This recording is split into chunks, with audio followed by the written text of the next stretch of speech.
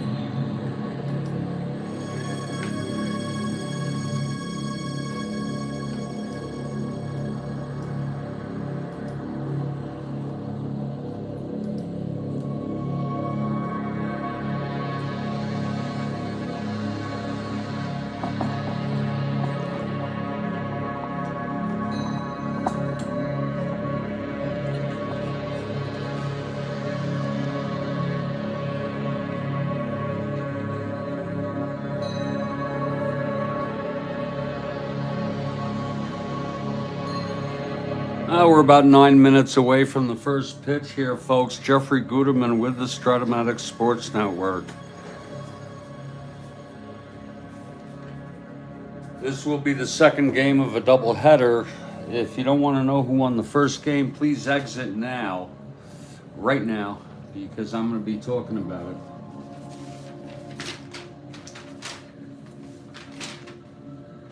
The Phillies won the first game 10-1. Wise was the winner, his 14th. He went all the way. Veal, 6 runs in 7 innings.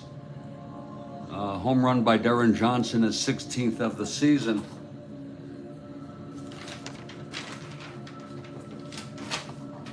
This will put the Cardinals within 2 1/2 games of the Pittsburgh Pirates.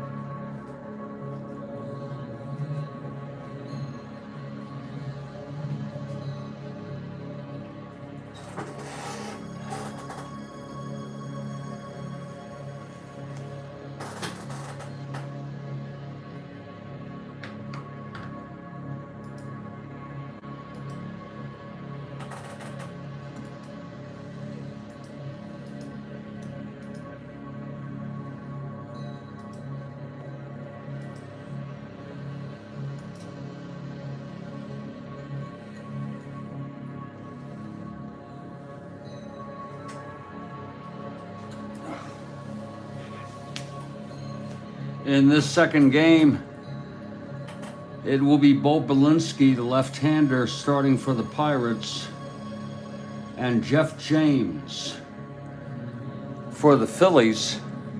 Phillies won this one 4-3 in real world. They also won the first game in real world 2-1. And again, in our replay, they won 10-1 in this first game. And in about 2 minutes, I'll start with the lineups.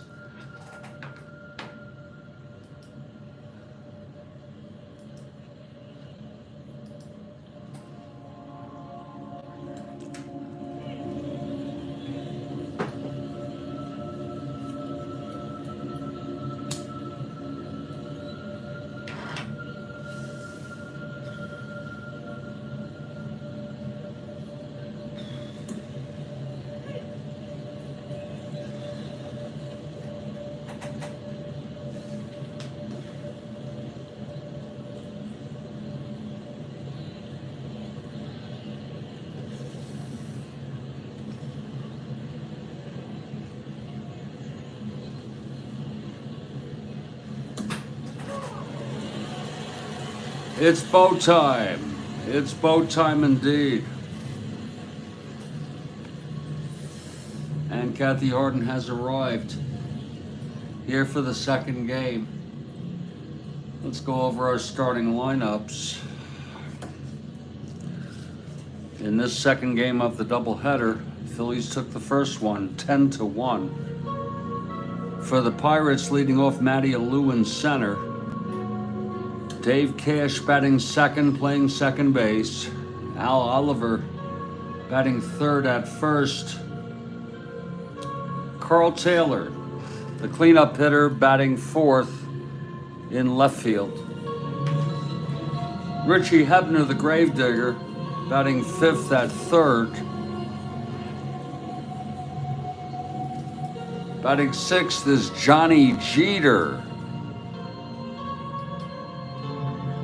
And he'll play right field.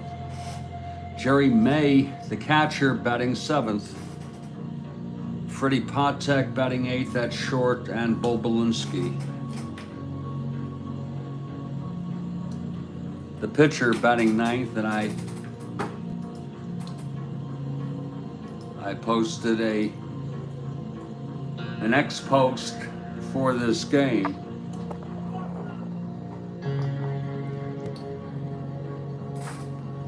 And there's Bo Belinsky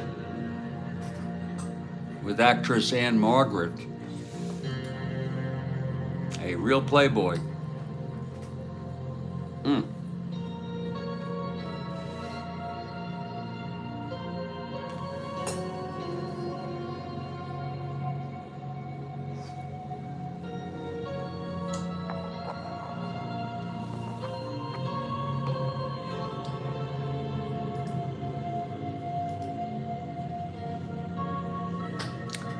For the Philadelphia Phillies, it will be Tony Taylor leading off at third. Johnny Callison batting second in right field. Rick Joseph batting third at first. Darren Johnson, the cleanup hitter, in left field. Don Money batting fifth at short. Mike Ryan, the catcher, batting sixth. Cookie Rojas batting seventh at second base. It's Johnny Briggs in center, batting eighth. And Jeff James, the pitcher. He's a right-hander. Belinsky has not won a game this year. James has won one. And we're reckoning a start here. We have a start in 3 minutes. So stand by, please.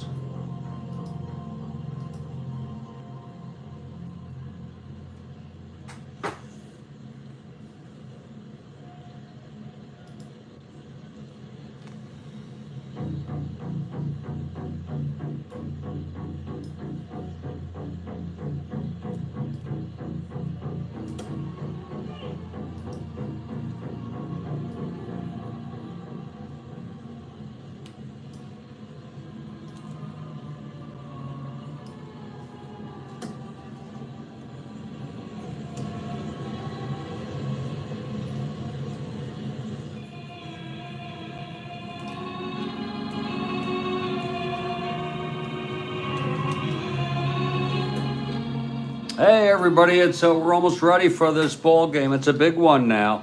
Pirates lead has dwindled to 2 1/2 games after their loss in the first game of this doubleheader, and we are in Connie Mack Stadium. Joel Horland is here. Rick Joseph batting third. Yeah, well,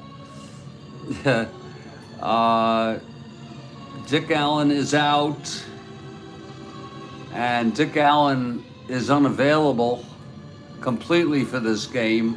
Heisel is available. He came in to play center. He didn't hit, though. Also, Willie Stargell, who's out, is available to pinch hit and play left field. Roberto Clemente is out for the series with a very bad sprain.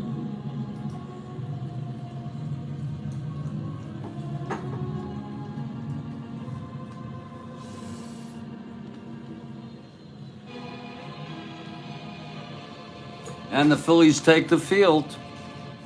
There's Jeff James on the mound. Taking his warm-ups, catching him is Mike Ryan. It's Joseph at first, Rojas at second, Taylor at third, Money at short, outfield left to right, DJ Johnson, Johnny Briggs, and Callison.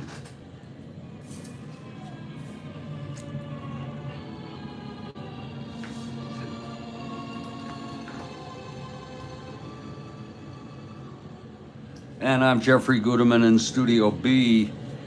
And here's Matty Alou to lead it off. You get some coffee here in a moment to get things going. And we're so glad you could join us. Here's Jeff James now with a chunky 5.4 something ERA.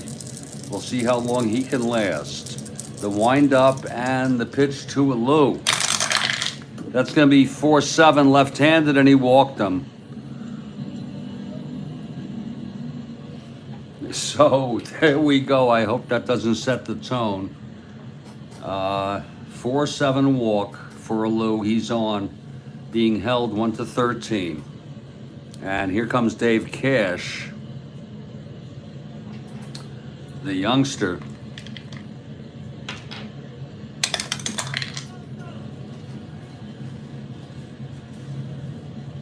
Infield back for the bunt.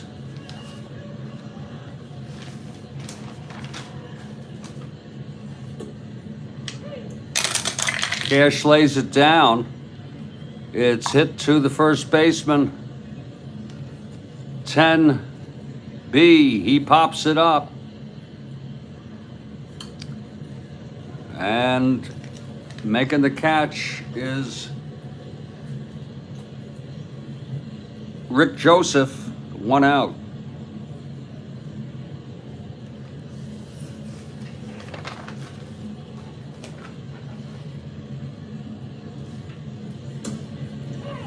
Here's Al Oliver now.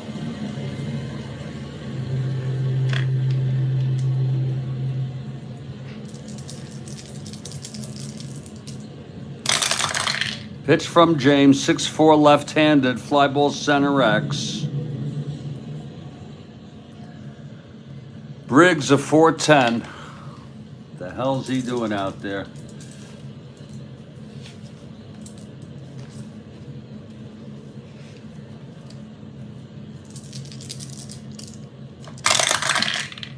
That's going to be a 3-4. It's going to be a D2 double. E10. 1, 2, 3. Oh, and it is a 2-base error. Oh my. A 2-base error, a D2, E2. And Alou scores.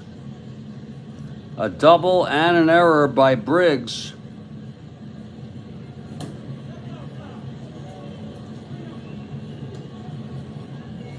And the Pirates out ahead for the first time in this doubleheader.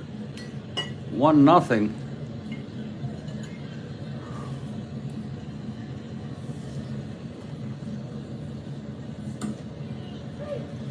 And here's Karl Taylor now.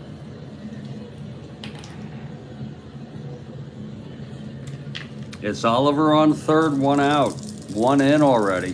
Ohtani he's not going to take questions. Okay. You know when that's going to be? I mean, I'm sure we'll be able to look at a written statement.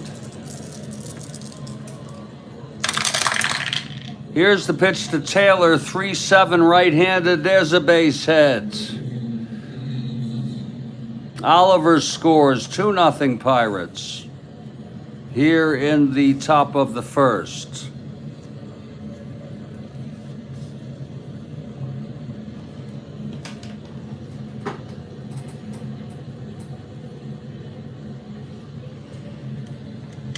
Okay, Hebner, one out. Taylor on first. 5:45 Eastern. Thank you. 4-7 left-handed, walked him. And there's action already in the Phillies bullpen, believe it or not. Lord. Al Raffo is warming. He's well rested.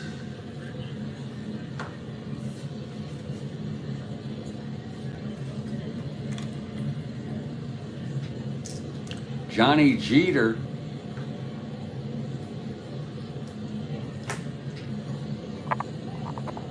comes to the plate, right-handed hitter. Hebner on first, Taylor on second, with still only one out. Here's James.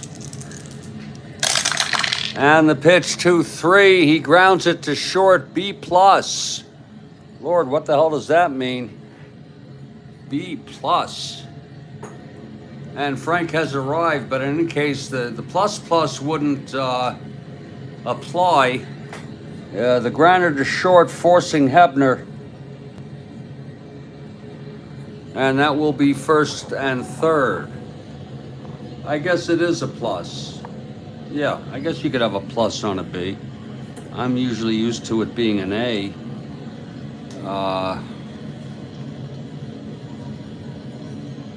You know,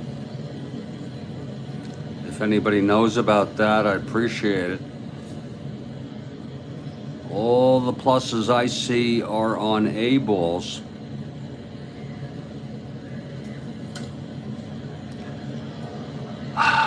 All on A balls. But that's a B. Okay. But in any case, no one was being held. It's first and third, 2 outs, and here comes Jerry May. 2 runs in here in the first.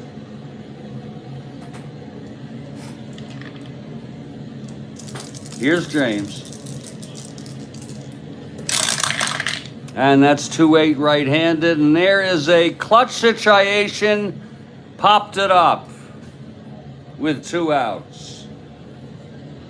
And under it is money, and he makes the catch, and the side is retired. So good break there for the Phils, at least, to get not too much out. There were 2 runs on 2 hits, 2 walks. A very strange plus B. Say yeah. Okay, Joel. I had never seen a plus B, to my knowledge. But okay.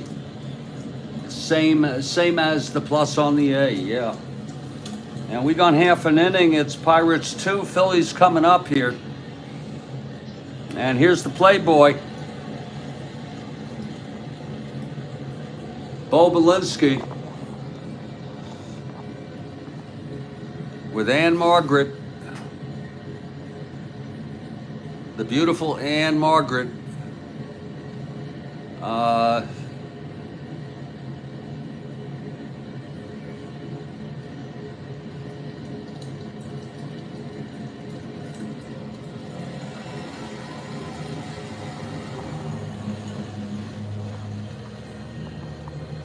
And Belinsky comes out, takes his warm-ups, the left-hander.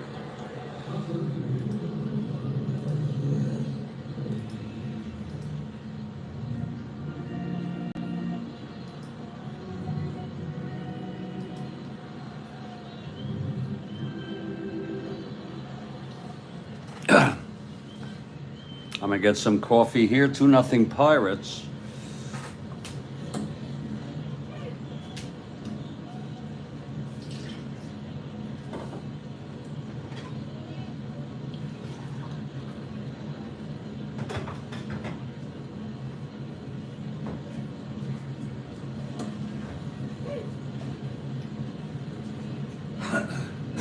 Excuse me.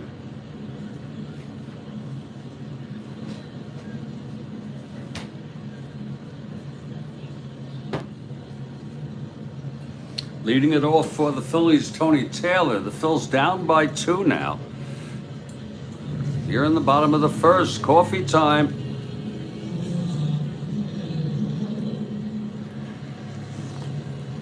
Okay, Belinsky ready now. The windup and the pitch to Taylor. That's 1-9, left-handed, grounds it to short for Patek. He throws to Oliver, it's 1 away. Now here's Johnny Callison.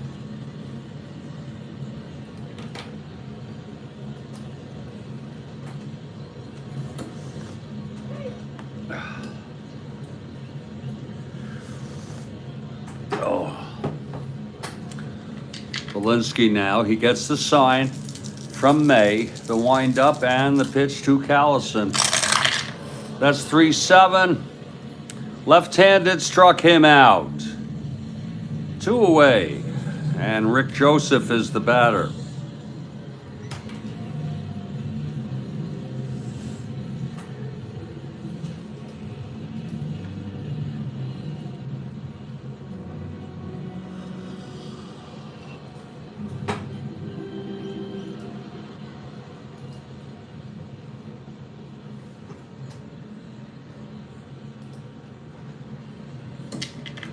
Belinsky, the pitch to Joseph. That's 6-4 right-handed, grounds it to third. Hebner, the gravedigger, digs it out. 3:26.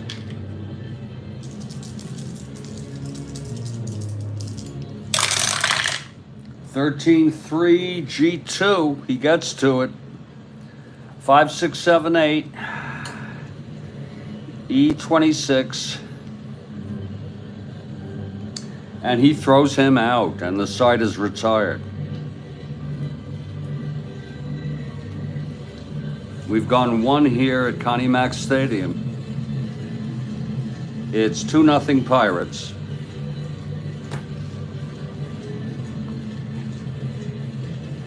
And Jeff James will come out for his second inning.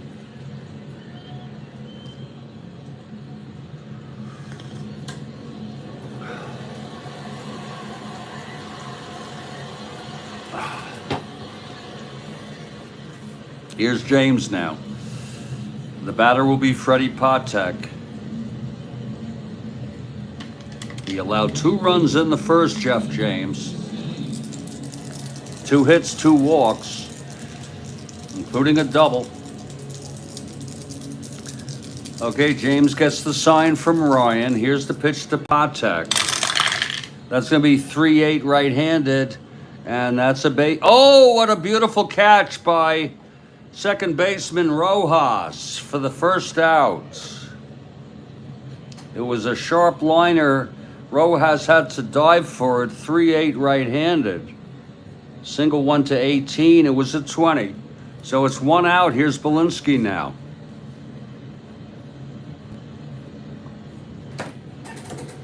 Frank has a question.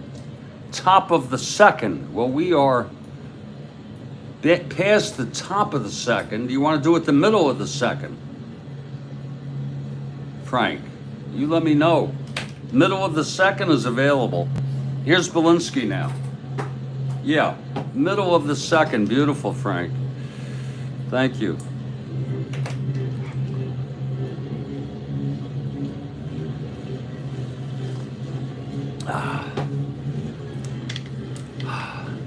Okay, Belinsky now. The pitch from James. That's 4-10, left-handed. And that's a ballpark slash. Oh, Belinsky, left-handed hitter.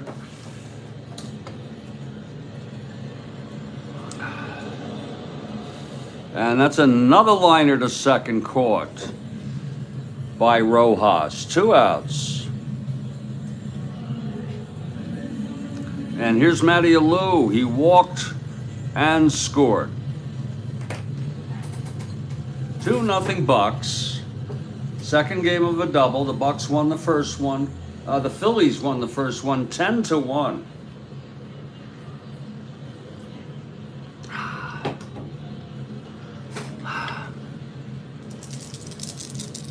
Okay, James, the pitch to Alou. 4-6 left-handed. There's a base hit for Alou. A 2-out single being held. 1-2-13. And Dave Cash, the batter.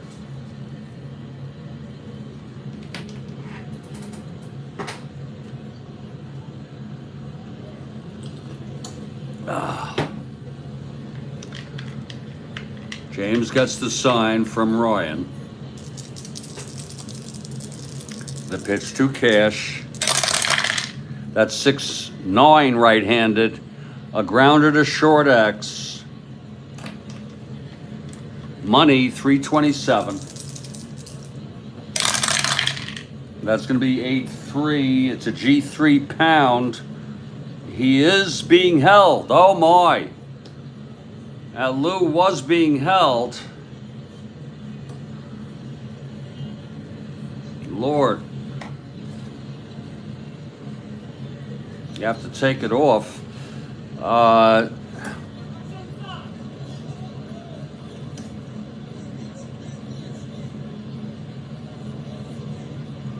Let's see if the runner, the shortstop, is responsible for holding the runner against a right-handed hitter. No, he's not. No, he is not. So it's going to be a G3 without the pound. It's a 4-7-8 with money, E27. And he throws him out, and the side is retired. They're fortunate there. No runs, 1 hit, a single to Matty Alou. Whoops, that's a 0. I'm sorry. No runs. It's still 2-0 Pirates. Hold on, Frank. We're in the middle of the second. It's 2-0 Bucks, and now I ask you, wait for it now. Everybody wait. Here's the question from Bill Ivamy.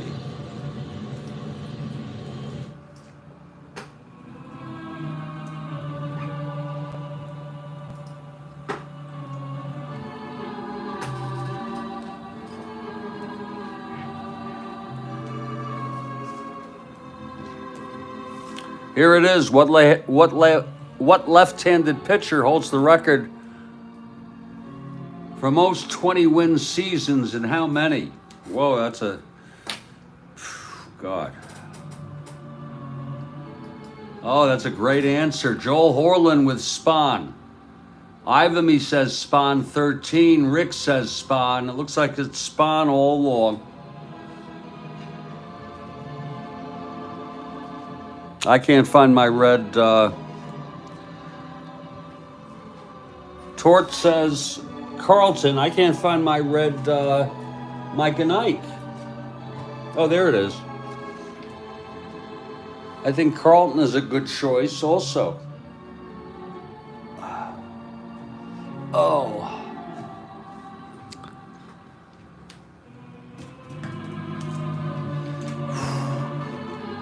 And we're looking for the right answer. Joel Horlin with Spawn with 8. Ivamy, Bill Ivamy, Warren Spawn with 13. Ivamy nails it on both ends with 13.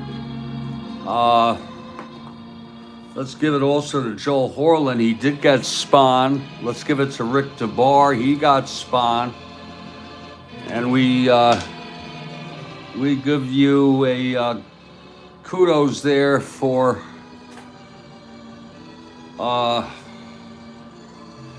Peter for the guess. And we are heading to the bottom of the second. It will be Belinsky facing the Phillies. Great question.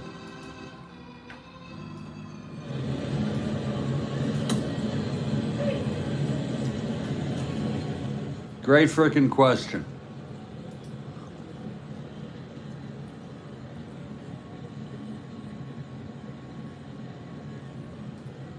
It's 2-0 Pirates, and here's DJ Johnson to lead it off. Belinsky on the mound. He retired the Phils in order in the first. Here's the pitch to DJ, 4-2 right-handed, struck him out. And that's the second strikeout for Belinsky. Now Don Money is the batter. Frank for the Bucks.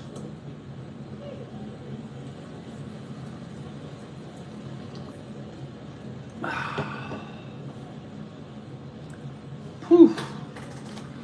Here's Don Money. The windup and the pitch. That's 2-9, left-handed, struck him out. That's the third strikeout for Bo. And Mike Ryan is the batter. Bo coming out very strong here today.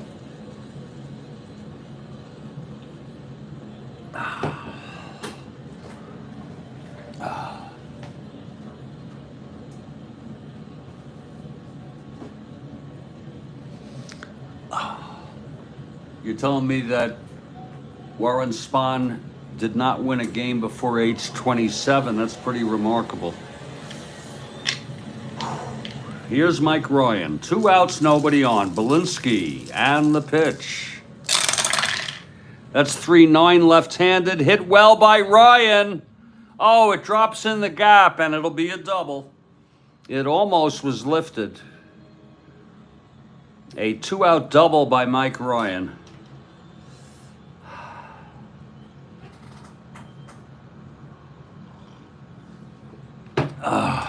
3-9 left-handed. It was home run 1-8, but not quite. Here's Rojas' clutch situation here.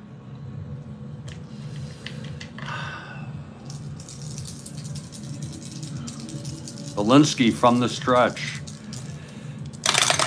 Pitch to Rojas, 4-6 right-handed. He walked him. So it's first and second with 2 outs, and here's Johnny Briggs. Lord.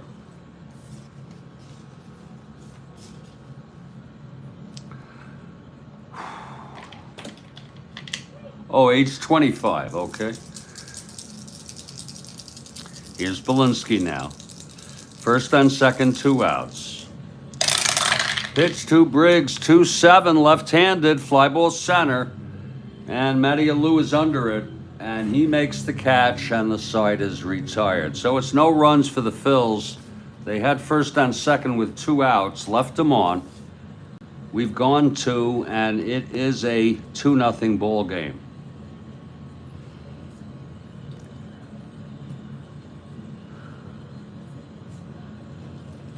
Top of the third, here's Jeff James now.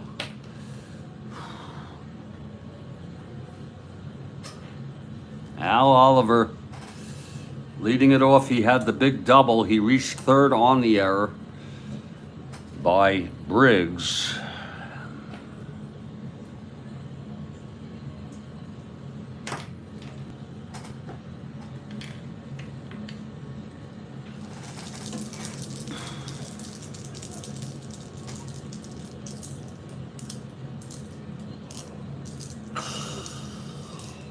Here's James now.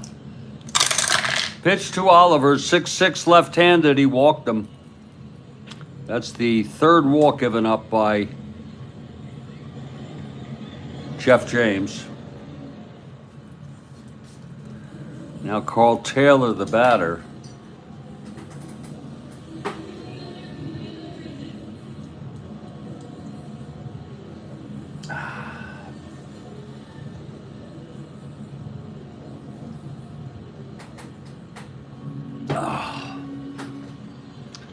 Taylor singled.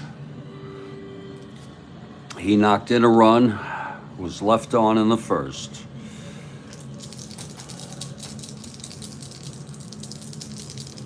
James from the stretch. That's 1-8 right-handed. He walked him. That's the fourth walk James has given up. First and second, and Richie Hebner is the batter.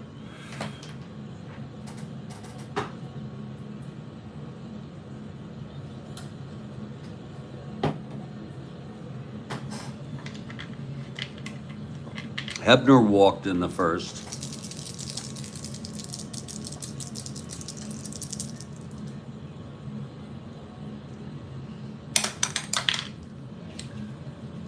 Infield back.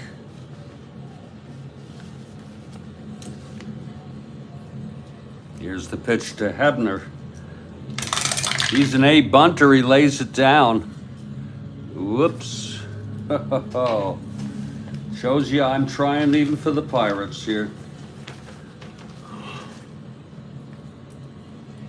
It's hit to first. It's a 6. Defense.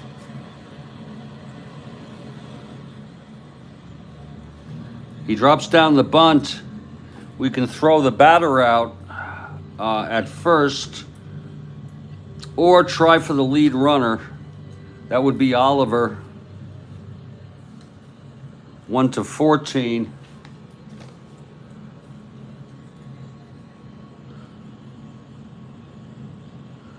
-4, 1-10.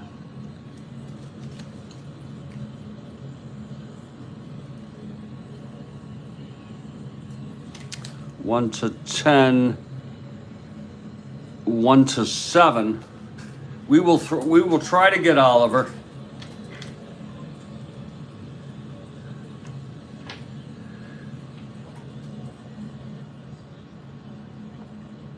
Here's the throw, and he's safe. Oh, all runners safe here. Oh Lord, Hebner beats it out. Oh my.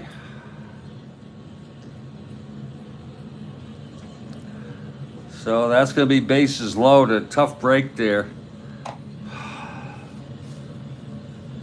Bases full, no outs. That's a shame.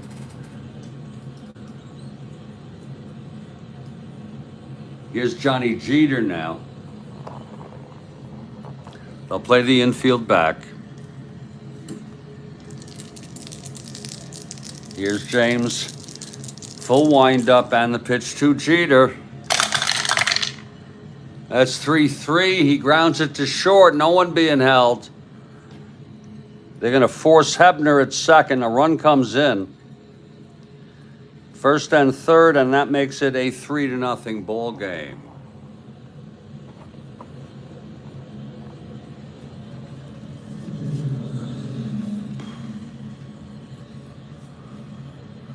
So it's 1 out, first and third. And here's Jerry May, infield back.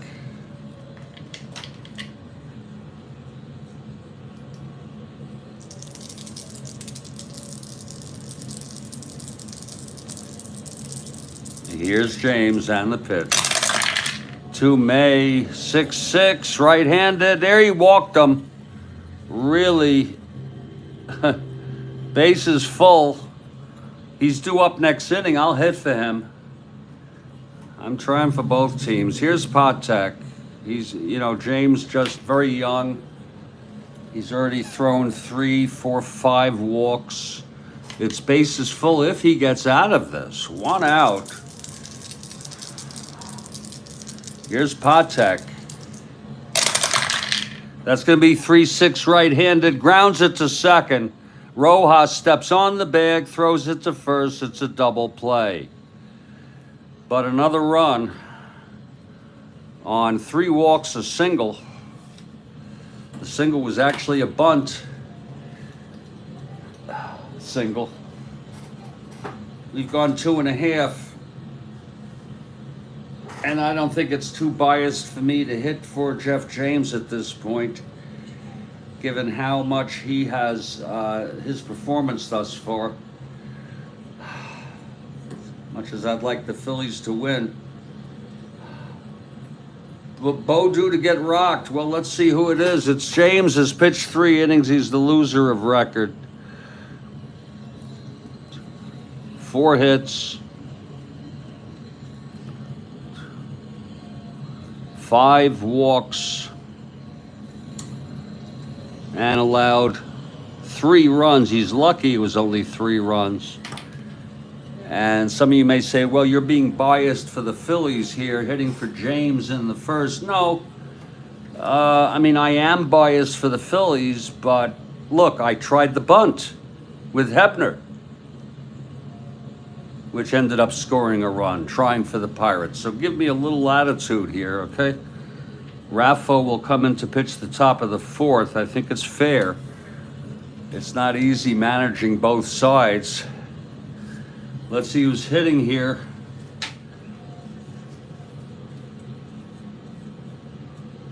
Thank you, Bill Ivanby. Thank you, yeah. Let's see who's going to hit. Now, Heisel did come in real world. Do I want him to lead off here? He's not that great anyway. But we'll go with Heisel. Sure, we'll go with him. He stayed in the game and played center. I might just end up keeping him in the game and replacing him with replacing Briggs. So he will play in the game. And the pitcher spot will be in Briggs' spot.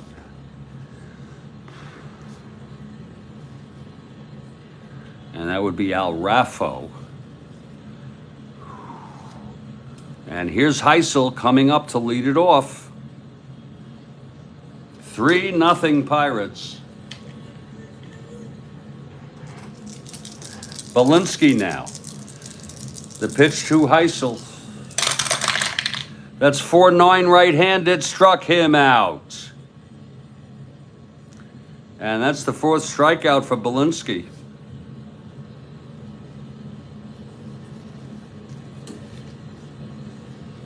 Here's Tony Taylor now.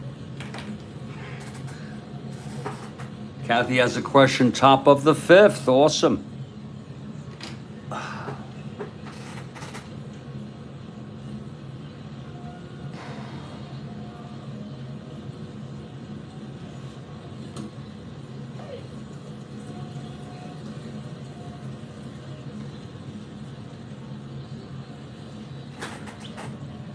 Okay, Taylor at the plate here, 1 out, nobody on.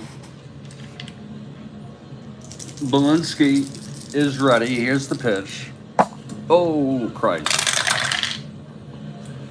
5-6 right-handed, walked him. So Taylor's on. He's a B. 1-10.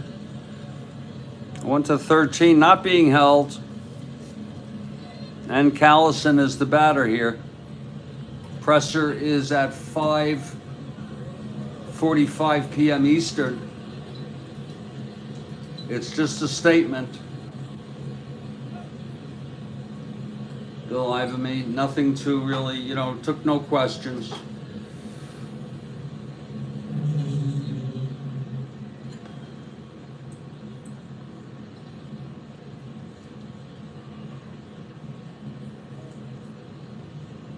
Callison, left-handed hitter, facing Belinsky now.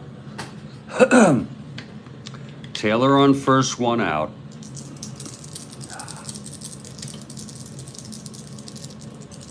Here's the pitch from Belinsky. That's 4-2, left-handed, grounds it to second. And Cash steps on the bag, throws it to first, and it's a double play. So the side is retired, no runs, no hits, the walk, none left. We've gone 3, it's 3-0. And there's a new pitcher here, Al Raffo, right-hander, well rested.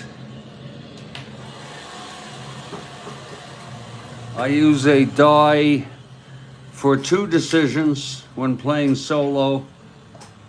One whether the infield will be in or out when I decide on offense to do a sacrifice.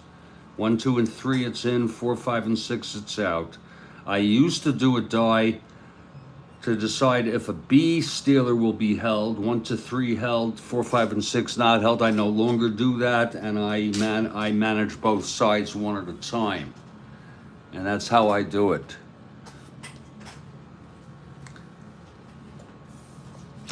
Here's Raffo. He's ready now to start. Top of the 4th. We got a question after this inning. It'll be Belinsky coming up. He has thrown shutout baseball thus far.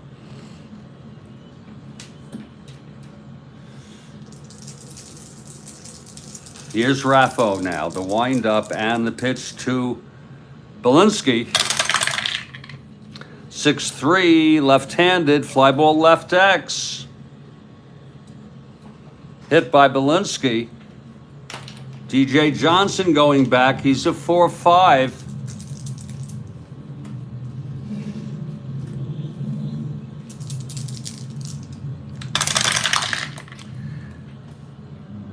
(5-4). It's going to drop in for a base hit by Belinsky. 6-10-13. E25. I'm sorry. E25. And that would be a 6-10-13. It is a 2-base error. My goodness. Second time an outfielder has made an error. It's an S2-E2. Oh, my goodness. A single and an error. And the runner goes to third. My Lord. Let's just double check that.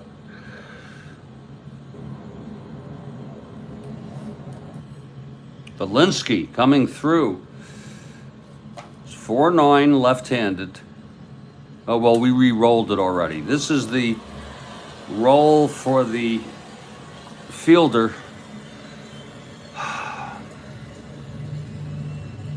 Oh, I'm sorry. It was Johnson, a 4-5. So it's not a 25. 6-10-13. Oh, no, he gets it. So we made an error there. It was a 5-4 S2 clean. So it will just be a base hit for Belinsky. No error. No fives here in this defense. No.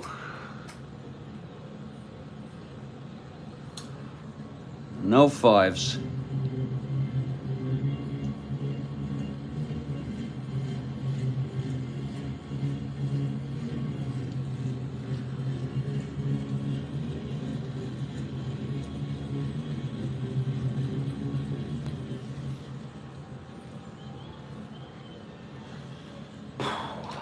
So it is a base hit for Belinsky. My mistake. Here's Matty Alou now. It's 3-0 Pirates. I'm sure they have, maybe the Phillies have a 5 on the bench playing some position, you know. You'll get a pitcher with a 5 occasionally. Here's the pitch to Alou now. 2-7, and there's a base hit. Belinsky rounding second, goes to third. So it's first and third, nobody out. And here's Dave Cash now.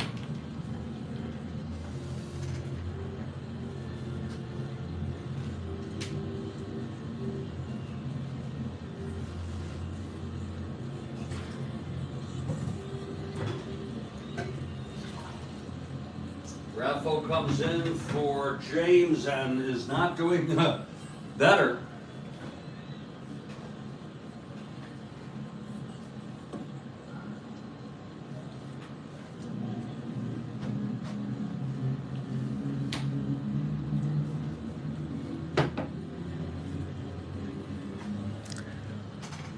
Here's Raffo now. First and third with nobody out. Cash at the plate. He's 0 for 2. Here's the pitch from Raffo. That's 5-7, right-handed, struck him out, and that was a big one. A big one by Raffo, one away. The whiteout tape does not work for me. The goddamn thing breaks every time, just about. It eventually breaks up for me. So I said, the hell with this. Let me stay with something I'm sure of that will work.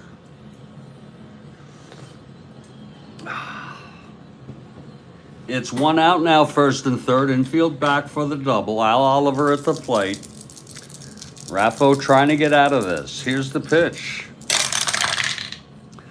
That's 1-9. Oh, it's a ballpark blast by Oliver. It's hit deep. He's got the power in Philly. And it is gone. A 3-run home run for Al Oliver. And that will make it 6-0.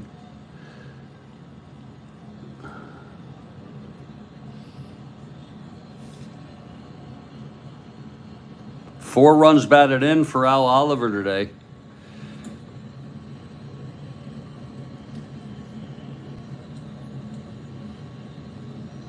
Let's look at that again, please. One more time. Yeah, pencil with an eraser is a great idea. Sure. That's a great freaking idea, you know, back to basics. Great idea. Yeah, they're vengeful here, Frank, and I'm not happy about it. Let's look at it again. 1-9. Right-handed ballpark blast. There it is. He's got the power against right-handers, and it's in Philly. It's a home run 1-9 on the left-hander, and that's as gone as can be. So it's a 3-0 ball, 6-0 ball game. This game, I was actually getting my hopes up that the Cardinals might move within 2 games. Here they'll have to win their game today to stay within 2.5. They would make up just a half a game today.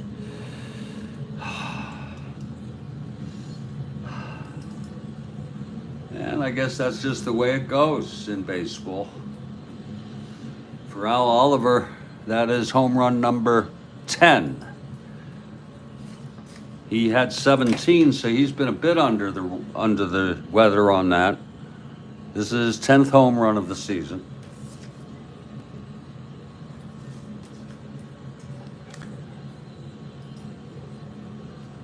And there's action again in the Phillies bullpen with the score now 6-0. And here's Karl Taylor. Whew. Okay, Raffo now.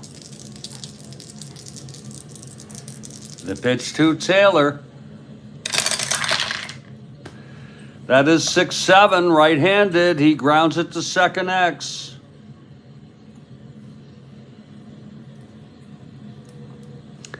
Rojas 218.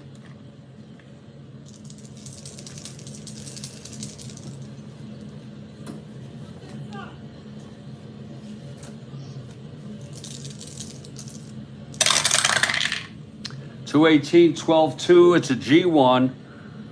E18, 6-11, 12-13. And he boots it. Oh, an error by Rojas. Just to prolong the agony. Second error for the Phillies. Now Taylor on first with 1 out. Here's Hebner now.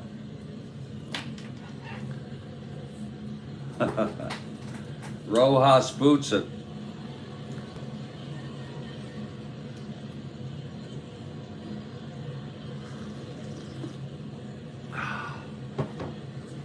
Taylor on first, 1 down. Hebner, he's walked and singled. The pitch from Raffo. 4-6, left-handed, walked him. So they're having a tough time getting outs. Phillies pitching. First and second, 1 away. It's Johnny Jeter now.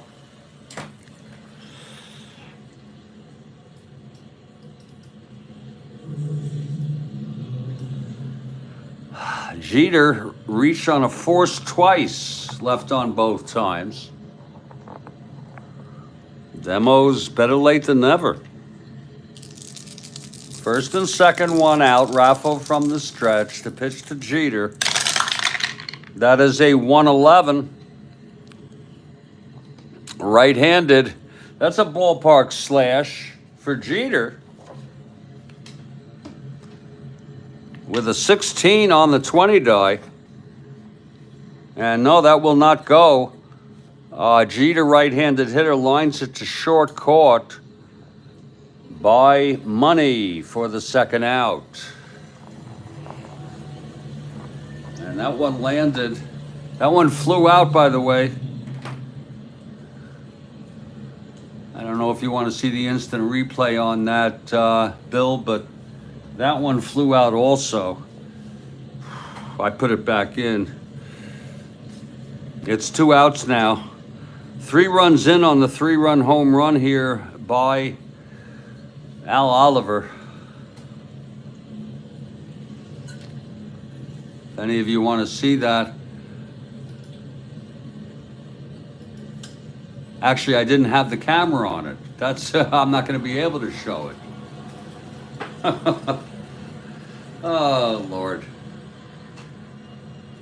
I had the camera on Jeter.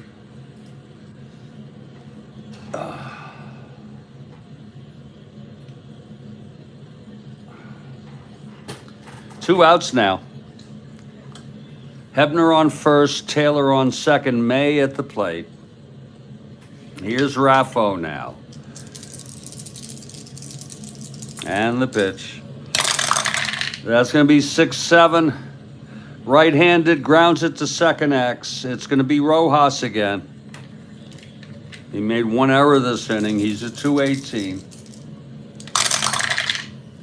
218, 12-2. He gets to a G1, 18, 4, 5, 6, 7. And he throws him out. And the side is retired. But 3 runs on the 3-run home run off Raffo by Al Oliver. We're in the middle of the, well, yeah, no, yes, it does, Bill Ivanme. That's my philosophy. Yes, it did happen. Otherwise, how would we know? But anyway, bottom of the 4th. It's 6-0 Pirates. It's Bo Belinsky throwing shutout baseball. We'll see how long that lasts. Yeah.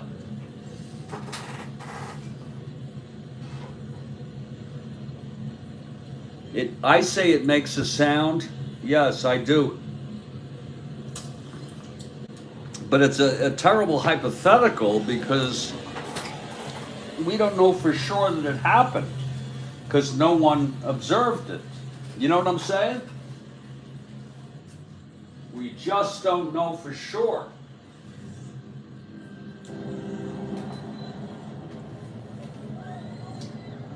$139 dead in the Moscow attack. And I'm here worried about things that are not of life and death. Oh. Well, Bo Belinsky takes the mound. It's 6-0 Bucks. Again, the Phillies won the first one 10-1. This is the second of a double. Rick Joseph will lead it off.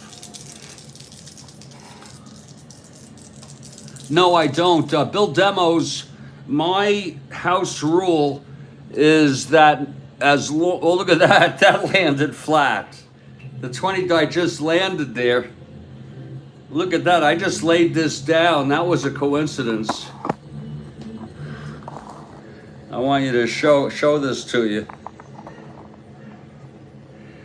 This just landed completely coincidentally as I'm talking about this. As long as the dice fall flat, Demos, my house rule is it counts. If it's not flat, it's a re-roll on all dice. I'm not going to start guessing etc. Yeah, I practiced that about 80,000 times, Bill, until that could happen. That did land. Well, you know what it was? I placed it down. If you want to see, I'm going to do a replay of that, folks. If you are, just to show you all, I'd like to show you a replay of this.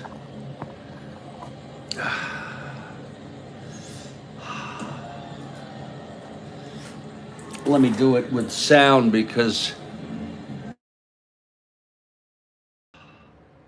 maybe it will. Let's take a look at this and show you all. And the pitch. That's going to be 6-7. Right-handed, grounds it to second act. Here's where we get ready. Otherwise, how would we know?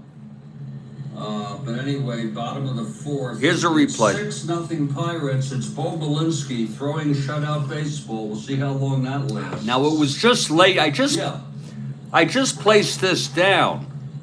Okay, it was not a roll per se. It was just placing it down. But even that, especially with a 20 die, is not going to easily land like that. What? I say it makes a sound. Yes, I do. Watch it carefully now. But it's a terrible hypothetical because, and I'm here worried about,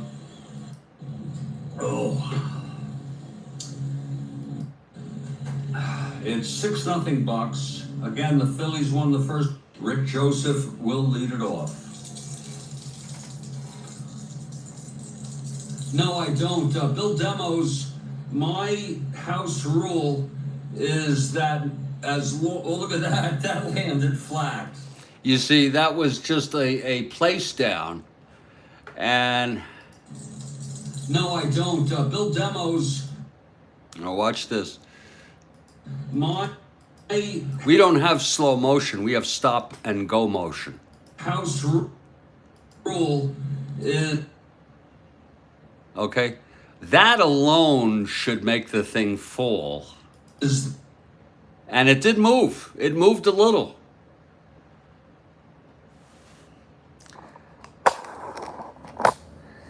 And that's where it's at. Yeah, a little flick there that allowed it to just land. Yeah, let's get back to the ball game here. Florida's coral reef is home to over 40 species of living corals and millions of other plants. Let's get back to this frickin' ball game.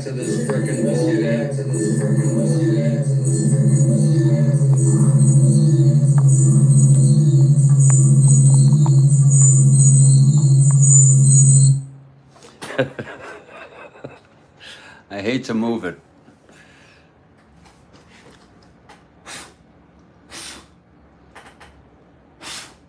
I can't even blow it off.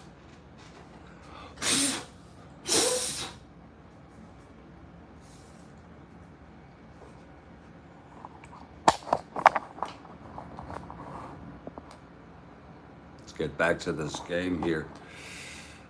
And we have question top of the fifth after this inning. It's going to be Rick Joseph, 6-0 Belinsky.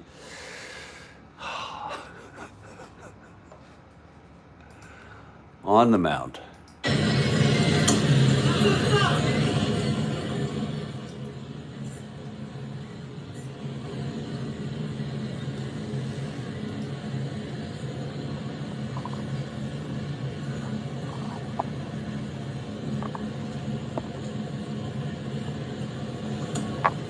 Okay, Joseph steps in here. Shit. Bottom of the fourth, 6-0 Pirates. Belinsky. And here's the pitch. 5-3, right-handed, fly ball right X. Jeter, 3-6.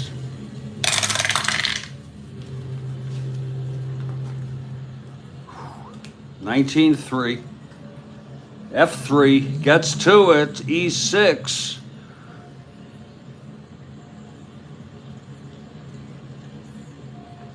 Six, 11, 13 on an E6.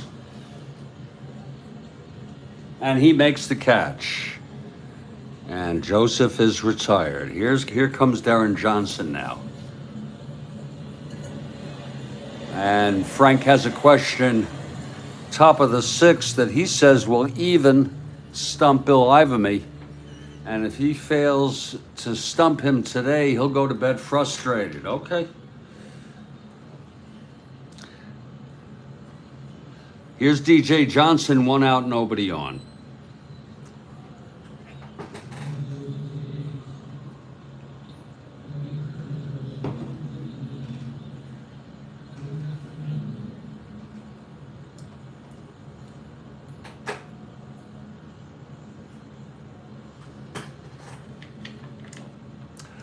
Belinsky gets the sign from May. Here's the pitch to Johnson. And that is a 6-6, right-handed. Grounder to short. Scooped by Patek, and he throws it over to Oliver for the second out. We got a question coming after this inning. Don Money is the batter now. Bill Ivamy. Yeah, well, I had a little trouble with it at first, Bill. You know what I mean? Little trouble at first, but we got it. Here's Belinsky now. The pitch to Money. 4-6 right-handed, he walked him, so Money is on. Belinsky holding his own. No runs allowed. 1 hit. He's let up 3 walks, struck out 4. It's Money on first here with 2 down.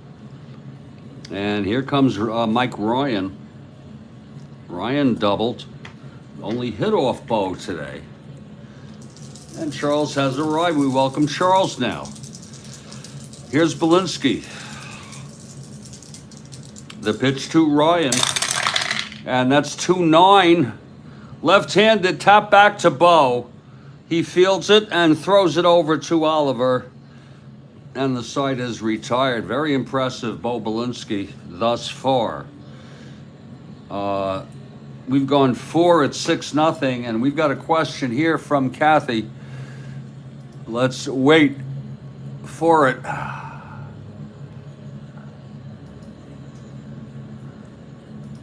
Here it comes from Kathy Harden. You wait for it. There it is.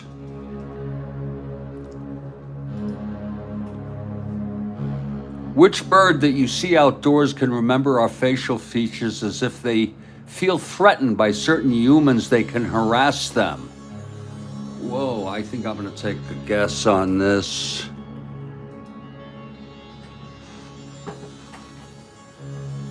We got 2 crows. We have a Larry bird.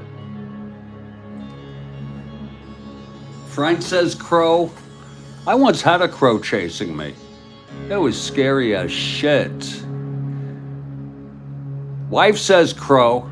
You know, the birds could take over the world, but they just don't have the instinct, I don't think.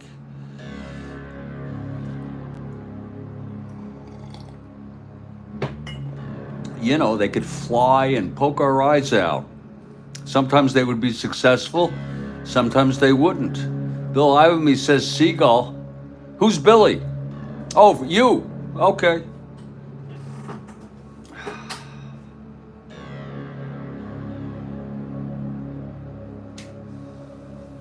Birds are known to tap at the heads of people. Crow is it. How did we know crow? How the hell did we know crow? I'm going to take a break for 2 to 3 minutes here with the score 6-0. You know, when birds have a nest, some birds, some species will protect their nests, and if they see, in fact, they've had people. I never ate crow, no. I used to eat, well, black crows.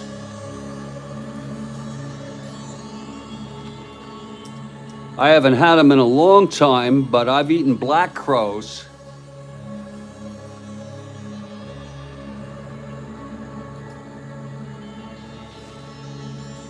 Have you ever eaten black crows? I don't even know if they make them anymore.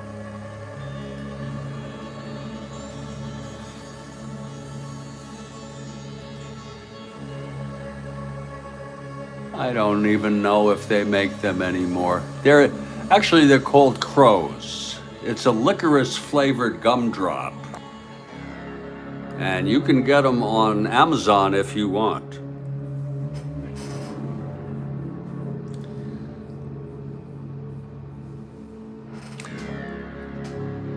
Yeah, it is a smart bird. I wouldn't be surprised. Black crows. I used to love black juji fruits. They're licorice flavored. I don't believe they're real licorice.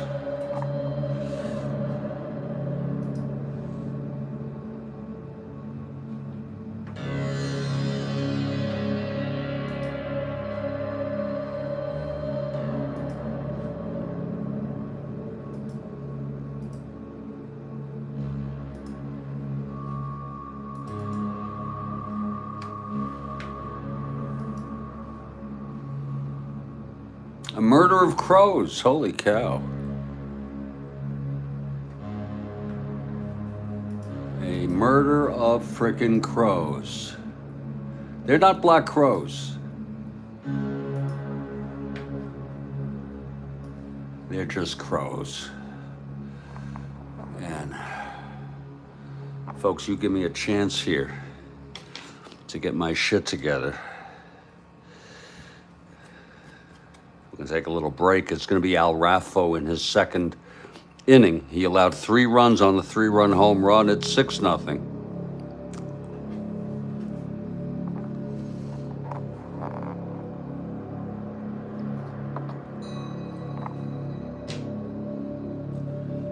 I just got Mike and Ike's, but I have no Ike's today. I'll tell you what I do have, though. And these are for later. I have Whoppers.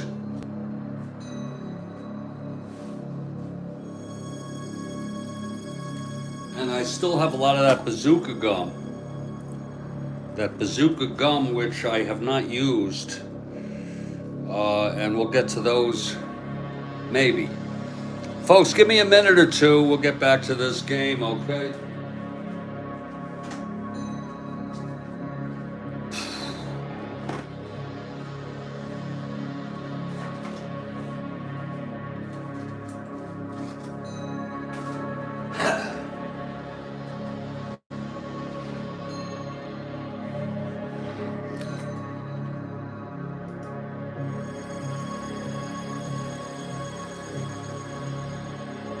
Double shot Kathy in the 7th. Beautiful.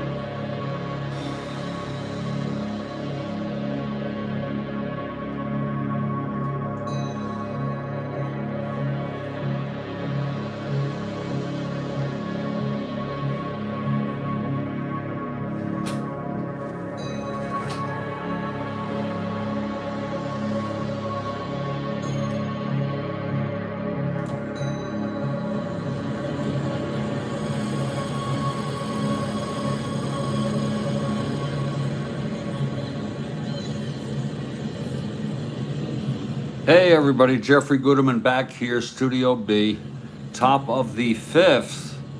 6-0 Pirates in the second game of a double. Pirates lost the first one 10-1. Raffo in for James. It will be Freddie Patek to lead it off here, top of the sixth. The top of the fifth, I'm sorry. Patek has stepped into the batter's box. Okay, here's Raffo now. That's 5-7 right-handed, struck him out. One down. And here's Belinsky. He's thrown 4 shutout innings. This is very serious stuff here for the Pirates. It's no laughing matter. They lost the first game 10-1. They're in a pennant race. They lead the division now by 2 1/2 games. They're hardly coasting to the division, as St. Louis still now within 2.5. Here's Belinsky now. 1 out, nobody on. Pitch from Raffo, 370, taps it to second. Rojas has it. 2 outs. And here's a Lou. Walked and 2 singles. Scored twice. A very Matty Lou day. It is. Frank has one after this inning, and then it's the double shot middle of the 7th with Kathy Harden.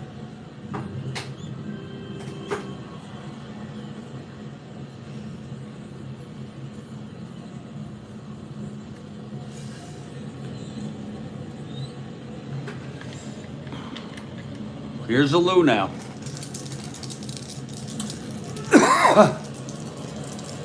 It could be a laugher. Indeed. Here's Raffo, the wind up, the pitch to a Lou. That's going to be 2-9 right-handed. Grounds it back to Raffo. He's got it. He's got a 1-2-3 inning here in the 5th. And we've gone 4.5. It's 6-0. Here's Bo Belinsky on the mound.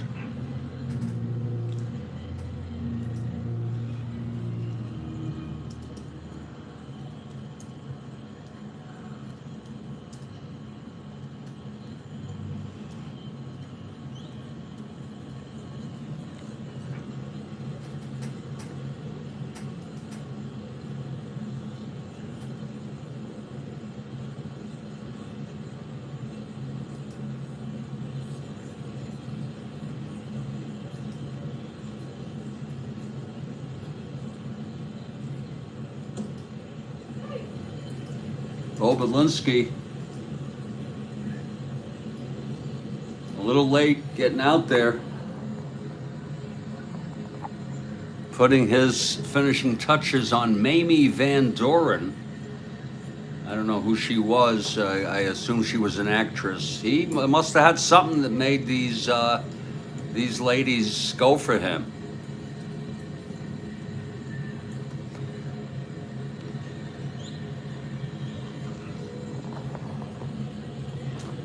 But it's all business today, actually, for Bo Belinsky. He did okay. He did okay, but he had a drinking problem. He died early. Believe it or not, let me get his age. I think it was in his 50s. Died young. Bo, actually, he died in 01, and he was 64, 1 year younger than me. Tina Louise, Anne Margaret.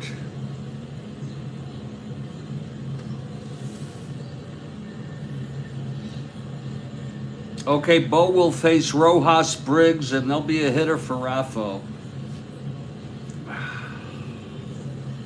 He's done enough damage already. Here's Rojas to lead it off. Belinsky, here's the windup and the pitch to Rojas. That's going to be 110 left-handed. Grounds it to second for Cash. Over to Oliver for the first out. One away.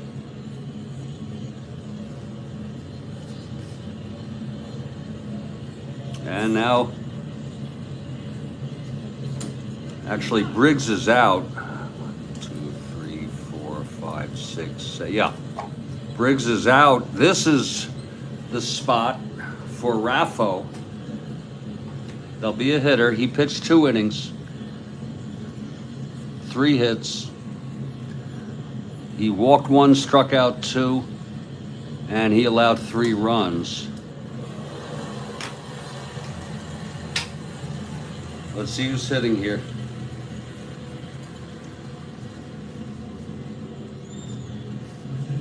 They've got a very, very bad bench. Dick Allen is not available. Oh, it is a good read. Okay, I'm gonna just take a peek to see if we got anything here in the call-ups. Otherwise, it'll be Ron Stone. But Stone is a left-handed hitter. That makes no sense to me.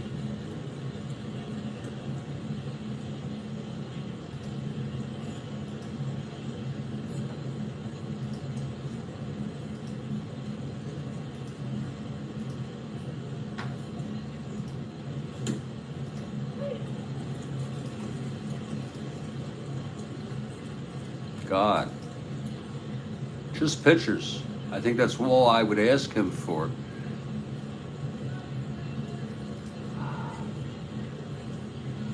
Lord.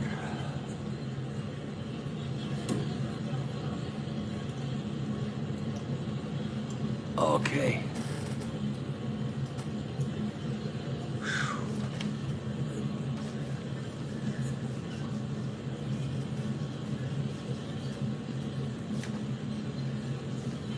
Very, very, very sad.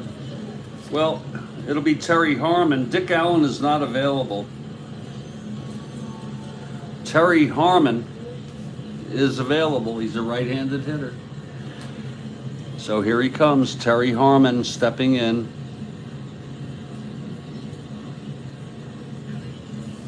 To face Bielinski.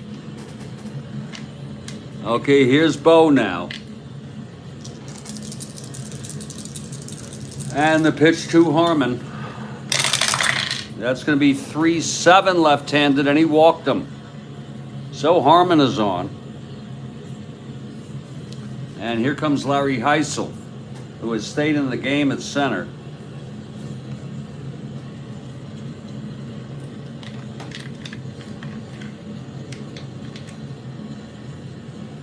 Kurt Russell. Whoa, are you talking about the actor Kurt Russell? Played on the Portland Mavericks? Here's Bielinski from the stretch. This is his first endurance inning. The pitch to Heisel. 1-6, he struck him out. And that's the second time Heisel has been struck out by Bielinski. That's Bo's 5th of the ball game. And it's Tony Taylor. 2 outs with Harmon on first.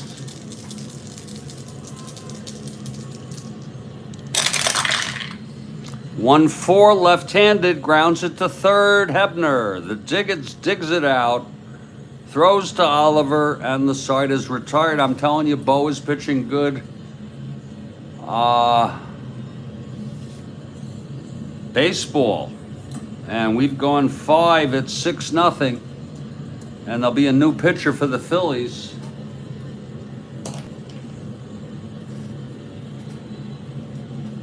And I want you to all wait here now for this question from Frank now. Frank. Top of the 6th for Frank now.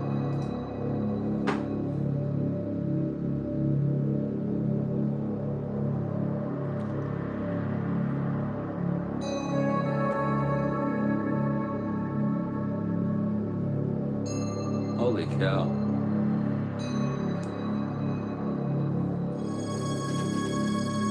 Oh.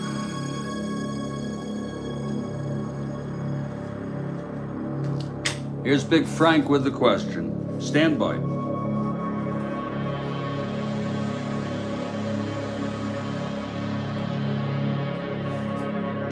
Who was the first to hit 30 homers in a season in either league? You mean either league or both leagues? Oh, in both leagues. Both leagues. Okay. Oh, Lord, I'm going to say...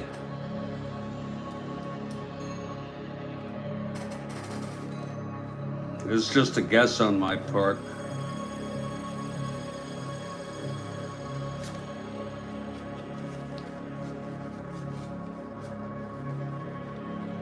How about Babe? How about Babe? We got a lot of Frank Robinsons. How about Babe Ruth?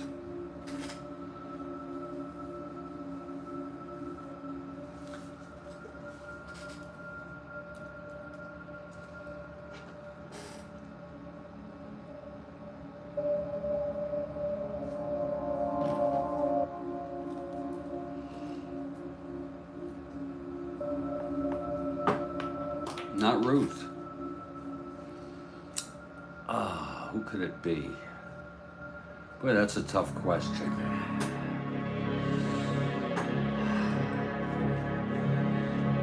'61 and '63. No, I was thinking of. Oh yeah, that's right. He was on the Red Sox. What am I? My brain is fried. Dick Stewart.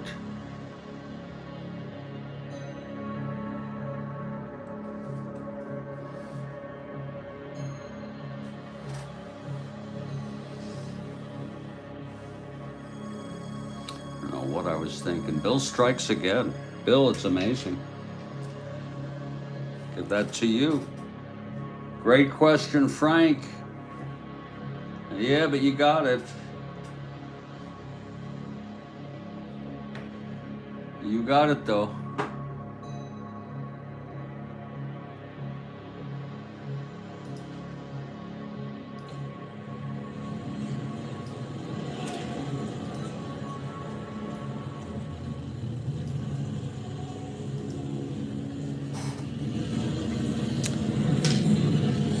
Bill Wilson is the third pitcher for the Philadelphia Phillies. It's a 6-0 ball game.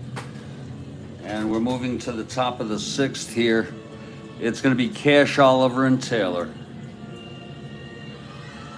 And here's Cash now to lead it off, 0 for 3.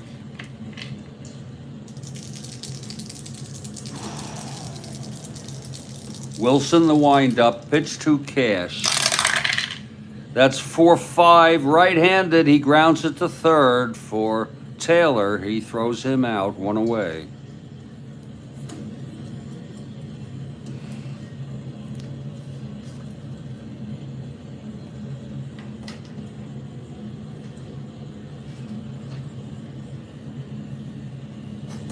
Here's Al Oliver now, 2 for 2, a double and scored, walked and scored. And the solo home run, 4 runs batted in.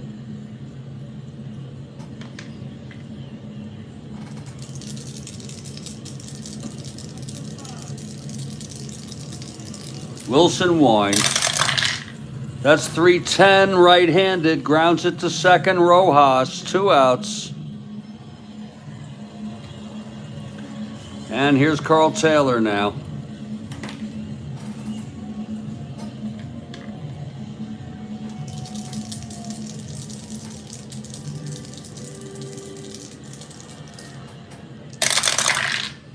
.510 right-handed, grounds to third X.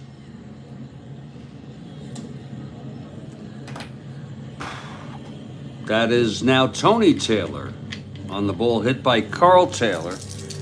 Tony a 318.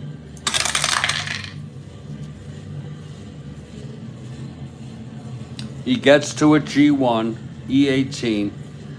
4-6-7, E18. And he throws him out. And that'll be a 1-2-3 for Wilson. The right-hander. who should have brought him in from the start. We move now to the bottom of the 6th. It's Bo Belinsky in his second endurance inning. He has full endurance here. It'll be Callison, Joseph, and Johnson. Callison steps into the box. Belinsky on the mound. This is his 348 year, absolutely, and he started in the real world in this ball game. I don't abuse him. Here's the pitch to Callison, 1-3 left-handed, grounds it to second, Cash. Throws it to Oliver, 1 away. Here's Rick Joseph now.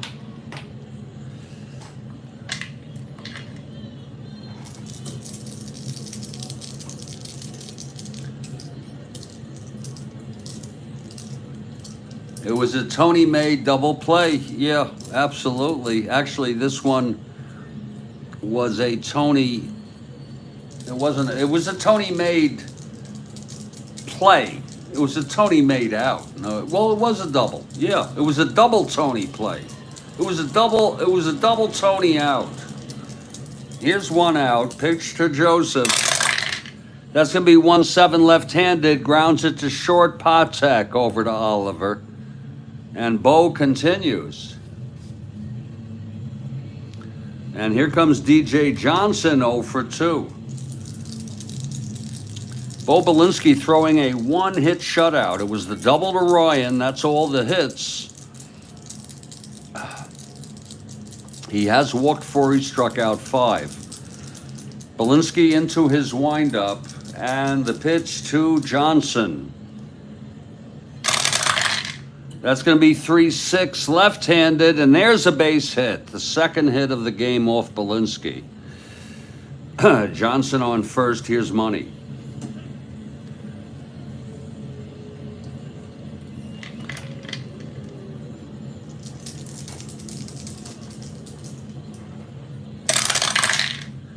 Four, 3 right-handed walked him. So Bo is 1 hit and or walk away from fatigue here. Action in the Pirate bullpen now.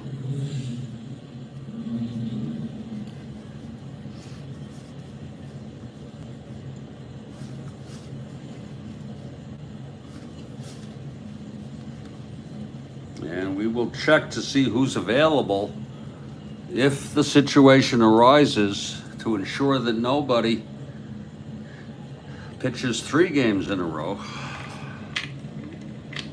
Here's Mike Ryan now, first and second, 2 outs. Belinsky trying to keep his endurance. Here's Belinsky now. The pitch to Ryan.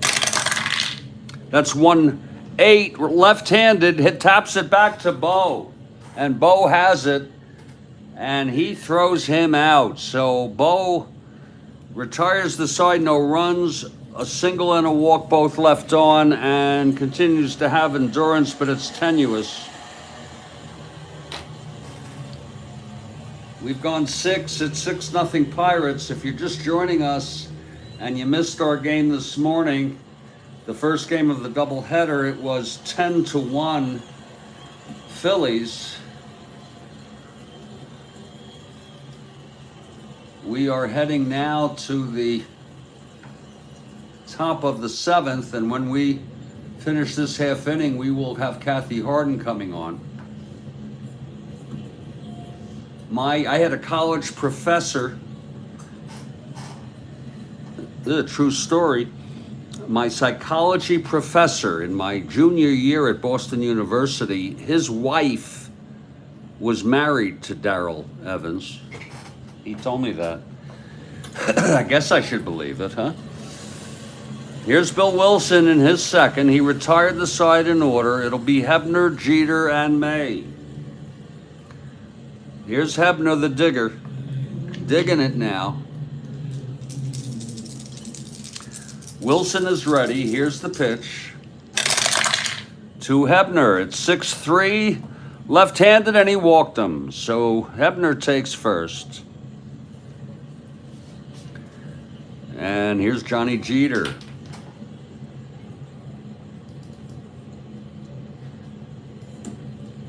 Jeter, right-handed hitter. He is 0 for 3. He's trying to force twice pop to short. Wilson. From the stretch. Pitch to Jeter. That's 3-5 right-handed, and he grounds it to second. And Hebner will advance. So it's Hebner on second base with 1 out. And here's Jerry May, 0 for 2 with a walk.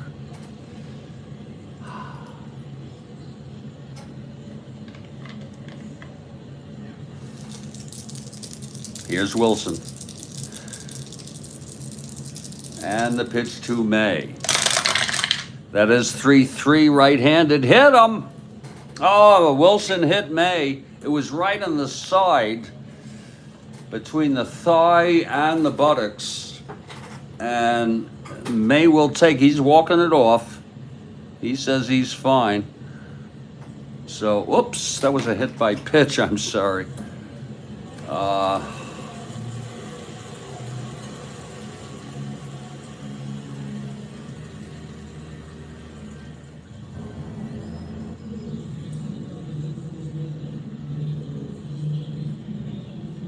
Lord.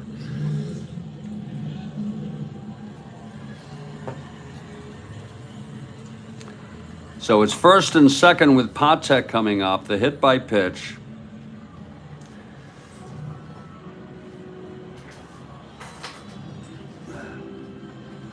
We'll take a little thing here from this Mike and Ike box so we know to put that in case we forget.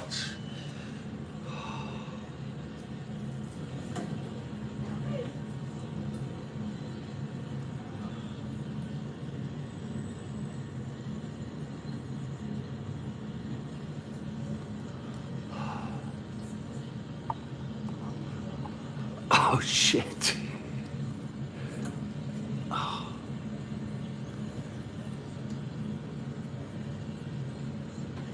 Waiting for that shit to dry.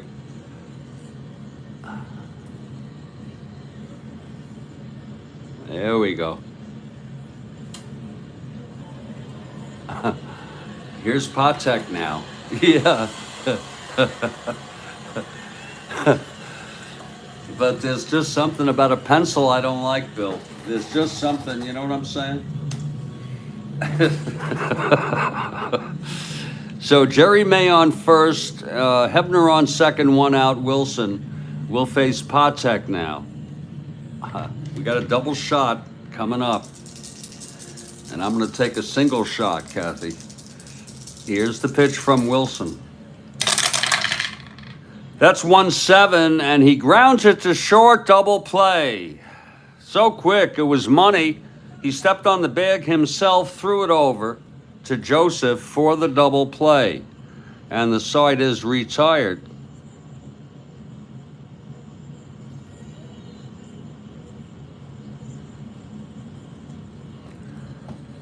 No runs, no hits. The walk, the hit by pitch.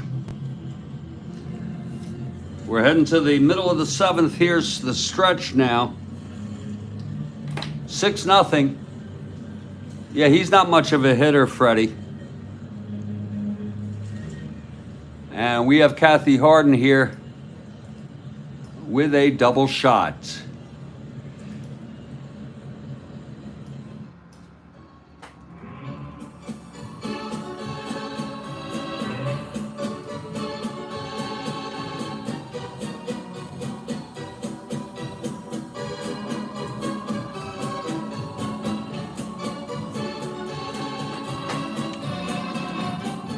Oh, Lord.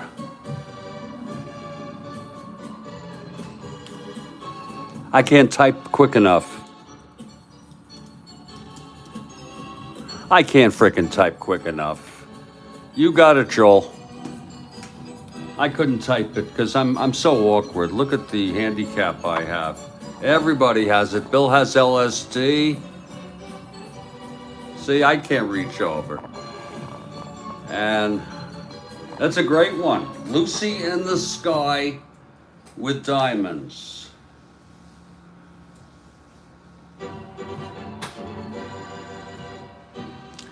I don't get a chance. Yeah, that's fine. I do enough here with the game.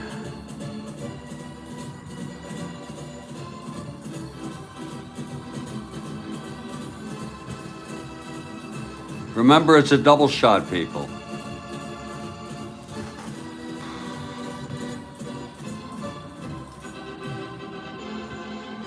That was a good one, Kathy. Double shot opener.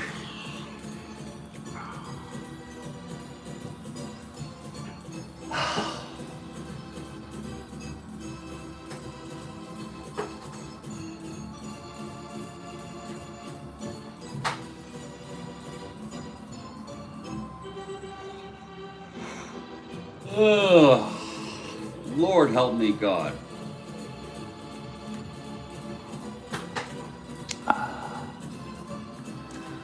Oh, always Beatles. You want me to just say it? Well, I want to be like everybody else, Frank. I don't want to take any cheap shots. You know what I'm saying? I really don't. Give myself a handicap, and I don't like to be ultra competitive. Here's the next one. The disease tetanus is sometimes known by this name. I could be wrong here. Tetanus. Stacking, Bill Ivamy says rabbis. Stacking limit says lockjaw. Rose says lockjaw. I say rabies. Let's see what it's going to be here.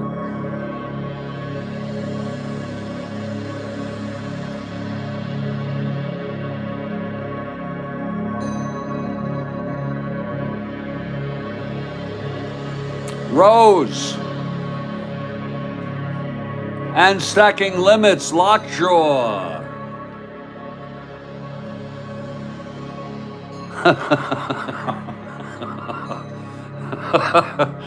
Lockjaw it is. And that was a great double shot by Kathy Harden. Wasn't that, everybody? Really?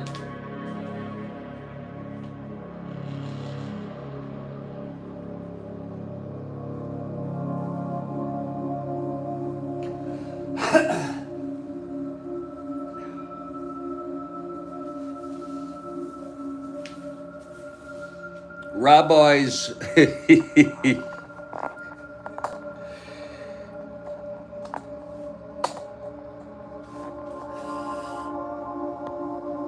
Oops. Great question there, Kathy. I have some new chillums coming, Kathy. I have a 5-pack of chillums coming in the mail.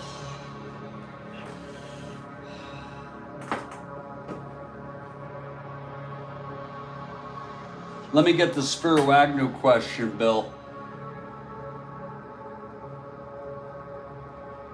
No, I did not. I did not see a Spiro Agnew. Oh, here it is. What Beatles song did your buddy Spiro Agnew want to get banned from airplay in '67? Lord, I don't know. And he wasn't even vice president yet. Lord, what would that be?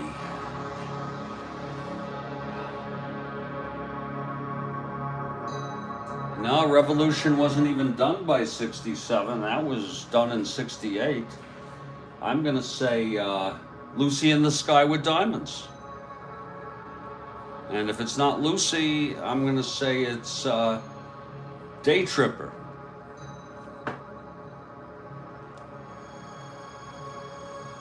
He was the governor of Maryland. What a, and he remembers, Bill Ivamy remembers how I feel about, um, he remembers how I feel about you talk about hypocrite.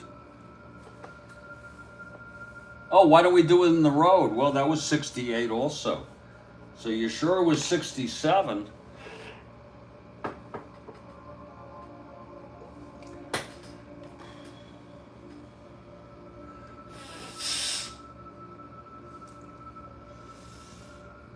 Well, I'm stumped. Bill Ivamy, I am stumped.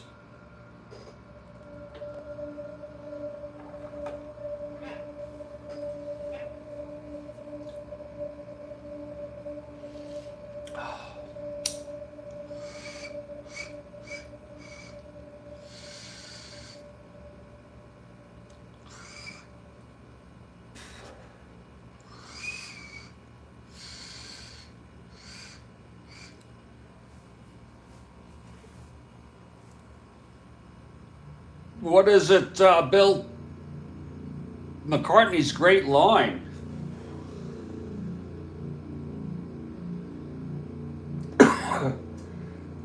But this is 67.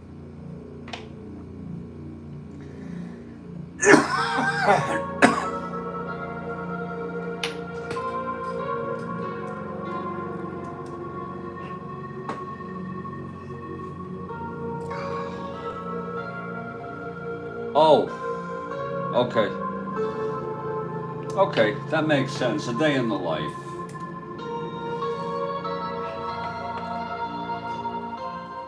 Yeah, and I think that's the best rock song ever. Or I should say the best moment in rock history. Let me put it that way. The opening. I'm not a big fan of the middle part. It's okay. I mean, it leads in nicely to the coming back to it, but the first 2 minutes of that song is just magical. These are Girl Scout cookies.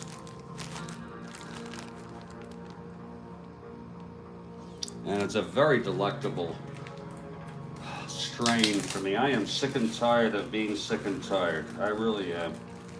Of being afraid, of being paranoid. I'm so tired of it.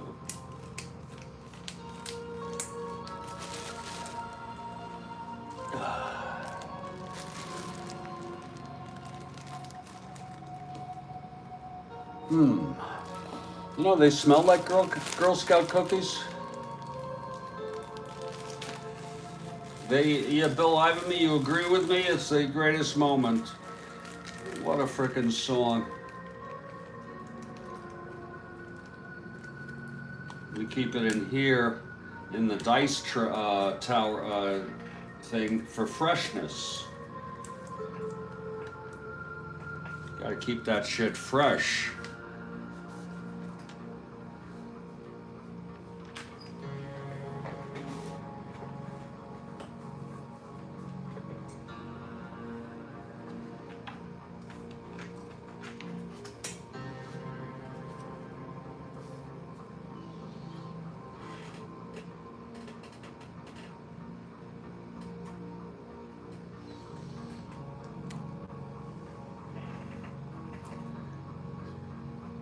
Do you know that whoever was in charge, the officials of Royal Albert Hall, wrote Lennon after A Day in the Life came out requesting, I don't know, that he either changed the lyric or something, or stop publishing the song when he said, now they know how many holes it takes to fill the Albert Hall. And he wrote a letter back to them, a very sarcastic letter, which basically said, I will do no such thing. Okay, that's freaking... It's online, folks. Go check it out.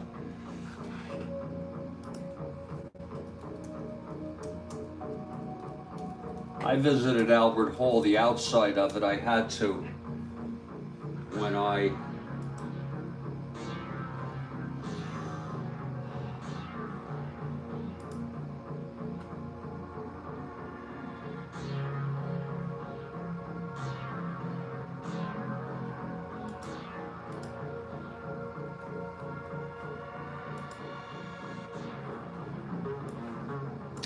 and just to give you all a little appreciation of what I'm talking about.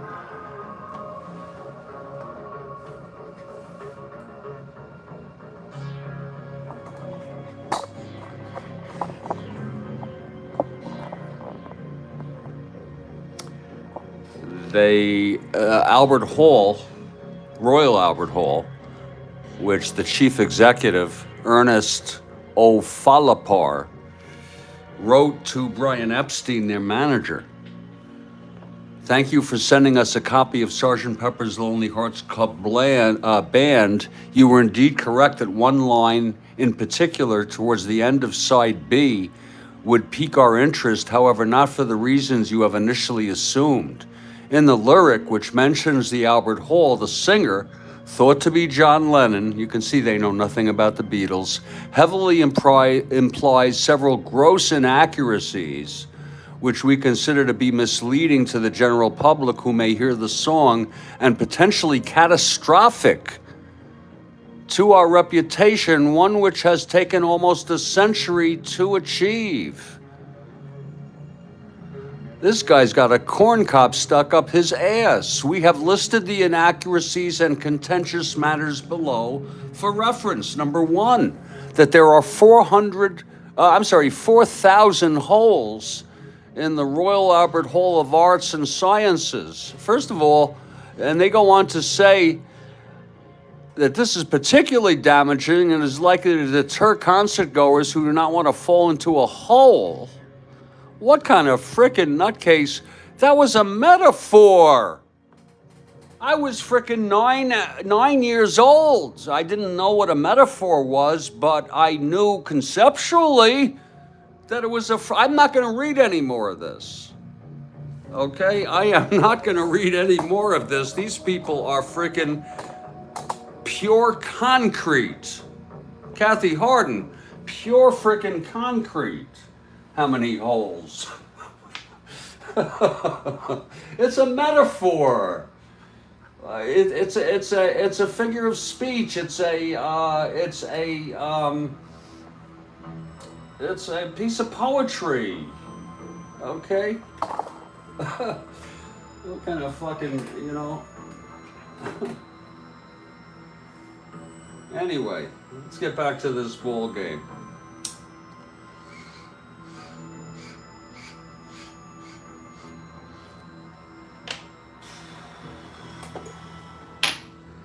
See the conversations you get us started on, Kathy.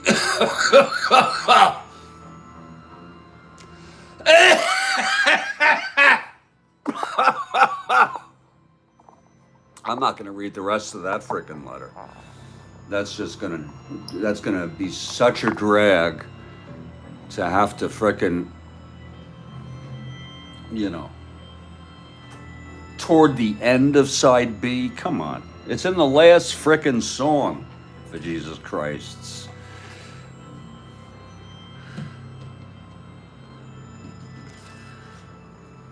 Here's Bo now. Bo will be starting his second endurance inning. Yeah, you go Google it, folks. Go Google it and have a good time with it, for sure.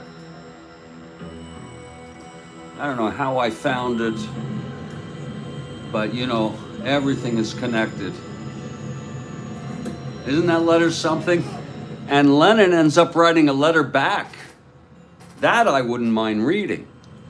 If anyone wants to hear it, I'll Google it and read at least an excerpt, but that's only if you want. You let me know, folks.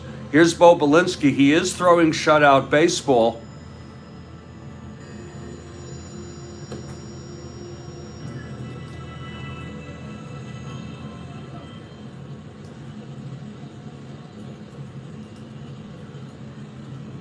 Here's Belinsky on the mound.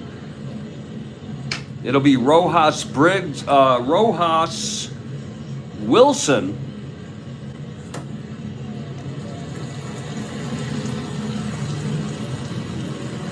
And I can only assume a pinch hitter for Wilson and Larry Heisel, who has been struck out twice from Belinsky.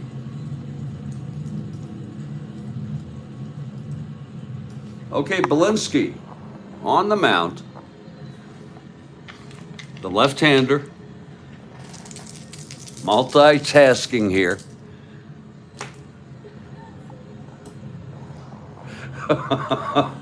Oh, the wind-up from Bo and the pitch to Cookie Rojas. I'm glad you like it, Bill. Thank you. 4-6. You make it great, too. He walked him. So Bo is one hit or walk away from fatigue.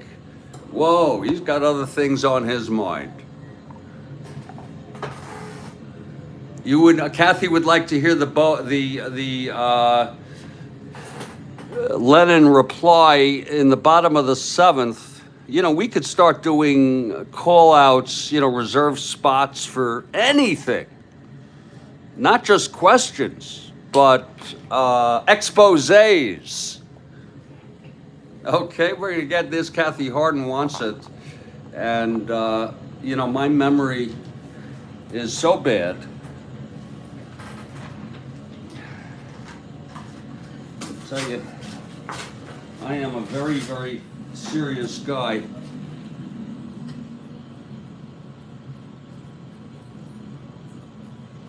And I don't even have it yet, Kathy Harden. I have, I know I read it in the past, okay? And therefore I'm gonna be searching it and reading it, if I find it. There's gonna be a hitter now for Bill Wilson, who actually pitched the best baseball for the Phillies today. Let's see who it's gonna be. They got nobody. Against the goal, so it's going to be Rich Barry, a 188 hitter. And folks, I want the Phillies. They got no one. I can't use Dick Allen. I won't use Dick Allen. So Rich Barry comes in to hit here. It's a shame. Okay, Bo now with, he did not play in this game. He was really hurt. And he pinch hit and in the second game. Oh yeah, Bill, you're right. No, I'm glad you said that, Bill.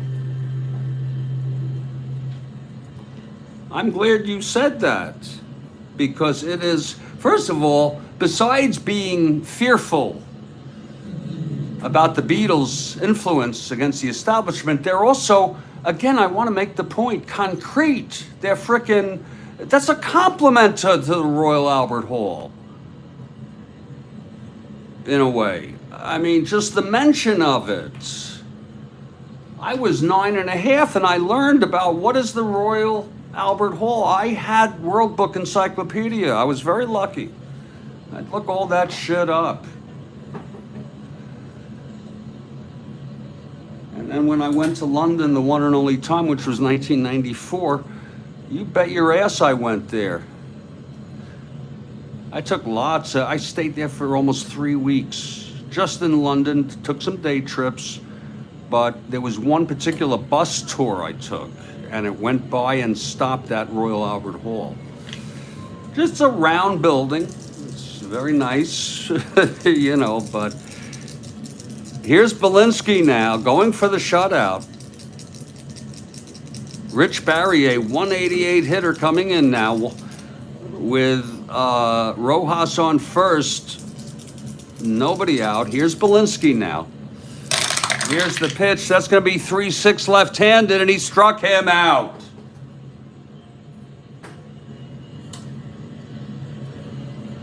So Belinsky with his 6th strikeout.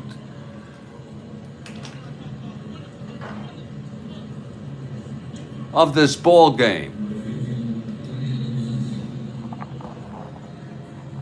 Bo Belinsky throwing shutout baseball.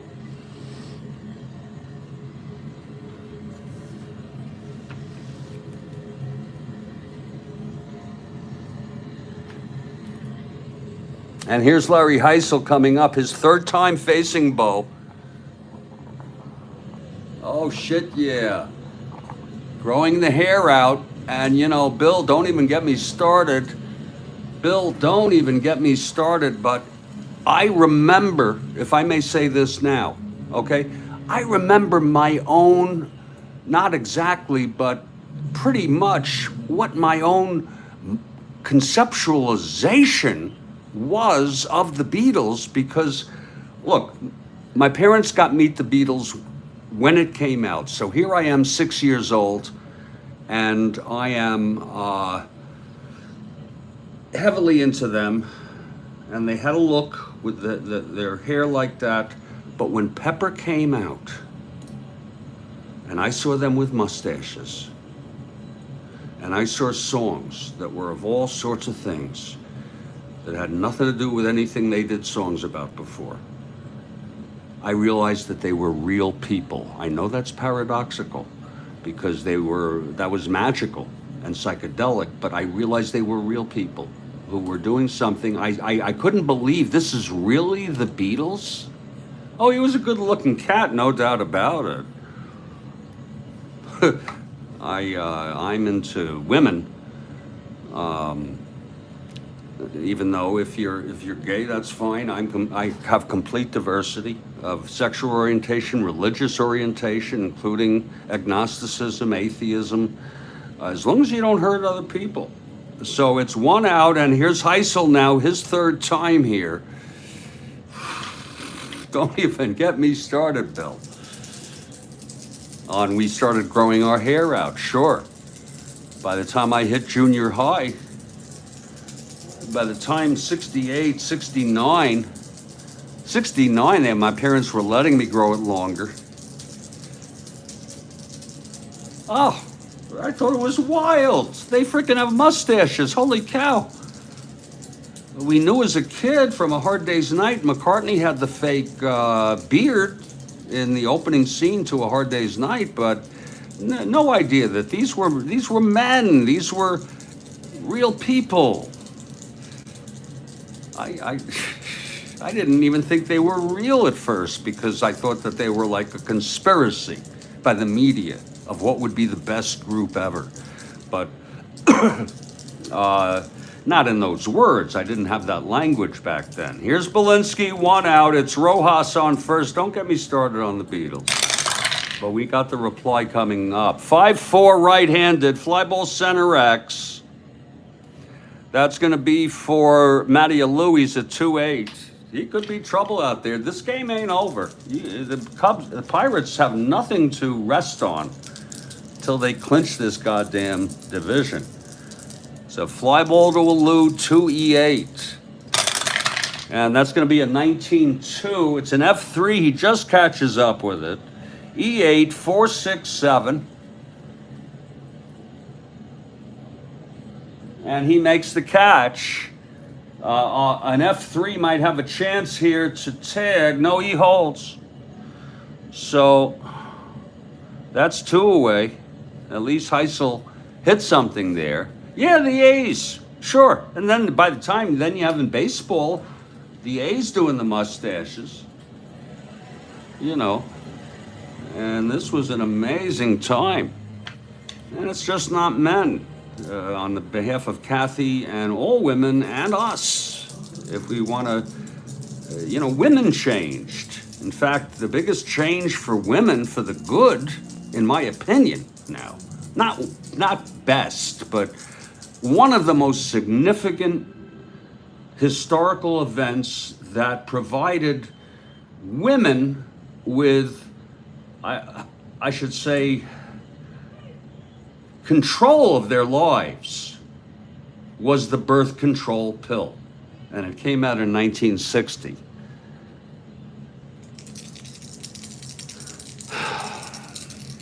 Okay, Belinsky throwing the shutout. Again, he's one hit or walk away from fatigue in a 6-0 ball game. Here's the pitch to Taylor. And this is 5-7 right-handed. And there's a drive hit out into the gap by Taylor. Smack into left center. Going for it is Taylor. Taylor hits it to Taylor. Taylor throws it in, and Taylor slides into second with the double. Going to third is Rojas. The invention of the pill, Bill.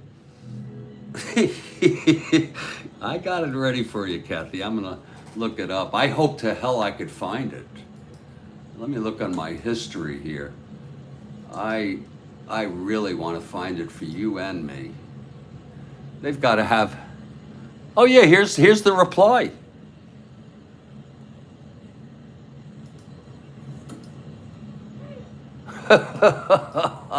You know, they went on to ask him to change the lyrics. And he sent a letter, a very brief letter.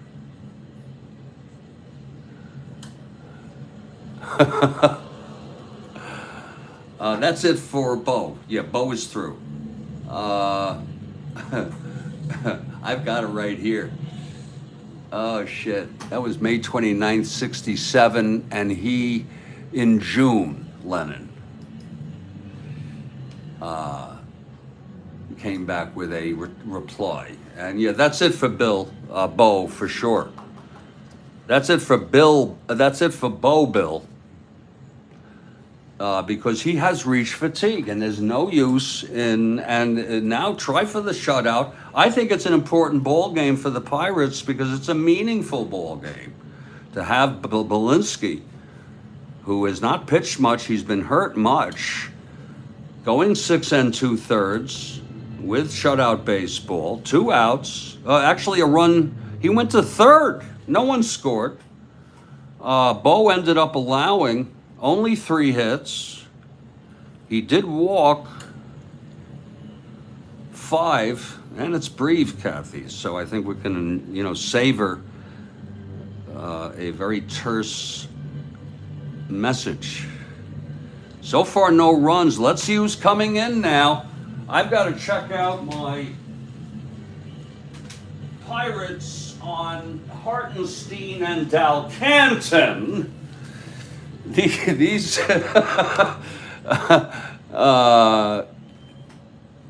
and wait a minute now. Oh yeah, he's got. Oh, there he goes. There he goes. Oh, he's gone, and he's already dressed, and he's ready to go out. Oh, what a doll! No, what a doll! What a sexy woman! And Kathy, you know I mean it. In the most, it was so cultural. As a kid, I would say she is just a knockout with her look, with her eyes. An absolute Anne Margaret, or in the Flintstones, Anne Margrock. But we're going to be checking out to see about the Pirates. We know that Hartenstein and Dalcanton were used on the 14th. So, okay, but I want to see. I used Gibbon in the first game of the double. Actually, I didn't. So I can look for Gibbon, Dalcanton, or Hartenstein. We use Marone.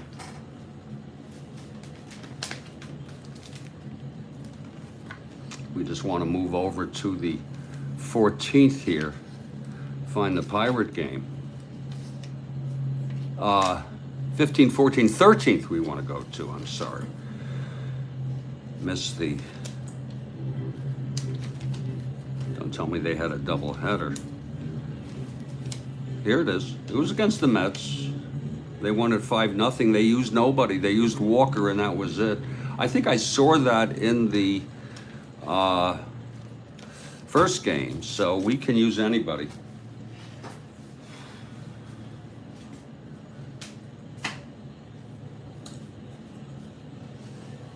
So coming in to face Callison, the left-handed hitter, will be Gibbon, a left-hander. How do you like that?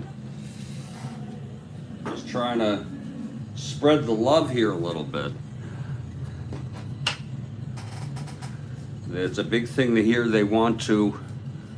Wait, did Gibbon pitch in the first game? God damn, where the hell? Am I? Oh, I'm so out of it. And I'm also very unhappy.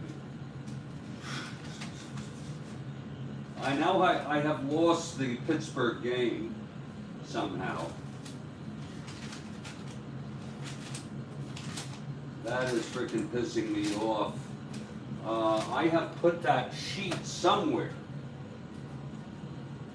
And I don't know where the hell I put it. That is so bizarre. I cannot find where, I must have put it in this pile. I am sorry, folks, this happens to me sometimes, and it's probably the weed. Bear with me. Bear with me.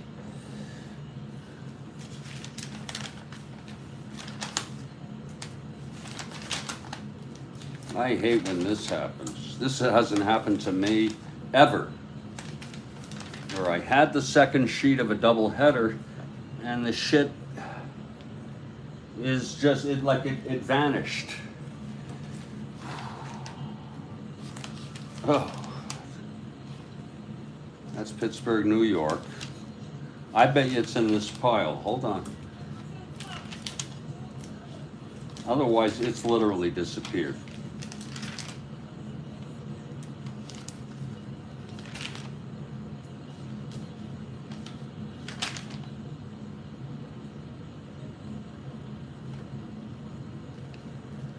It's in New York.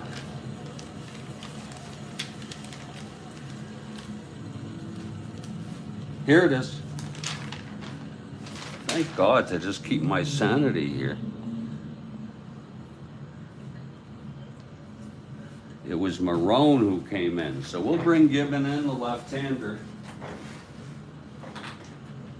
We appreciate your patience. No, I got it. I got it. Well, that would have been something, yeah. Yeah, you know what? That would have been, you're right. That is funny as heck. Joe Gibbon coming in to take his warm-ups here, in for Belinsky. He's not eligible for any kind of save. And the Pirates are going to try to avoid the sweep here. It's second and third, 2 outs, no runs in still.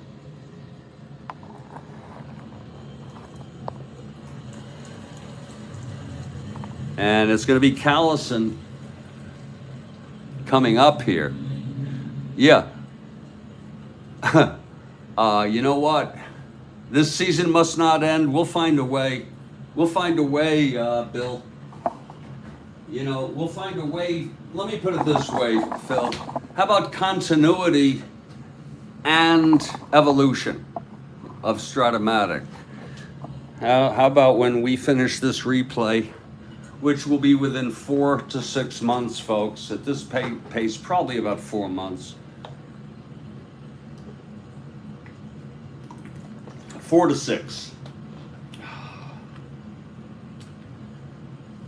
Continuity and evolution. We'll use our heads to figure out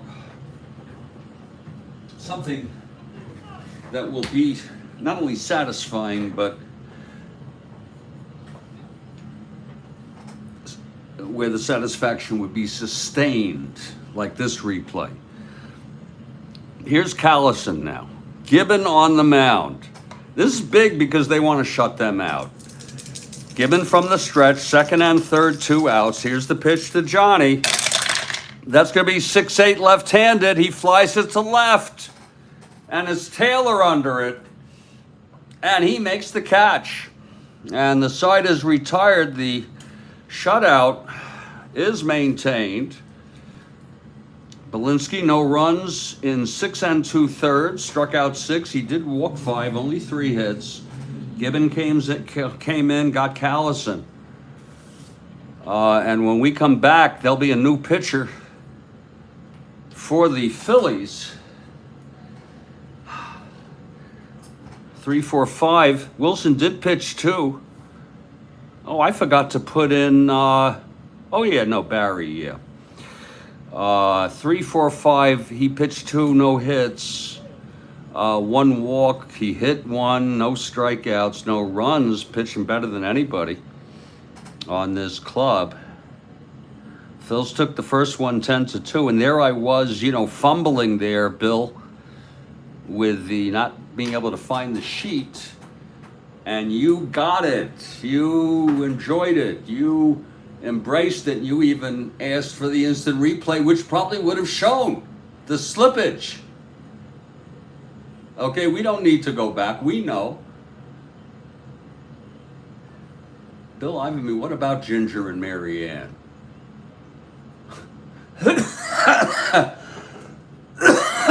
She died. It's so...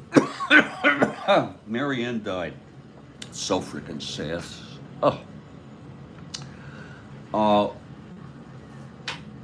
I'll find out who's pitching in a moment. I've been keeping Kathy Harden.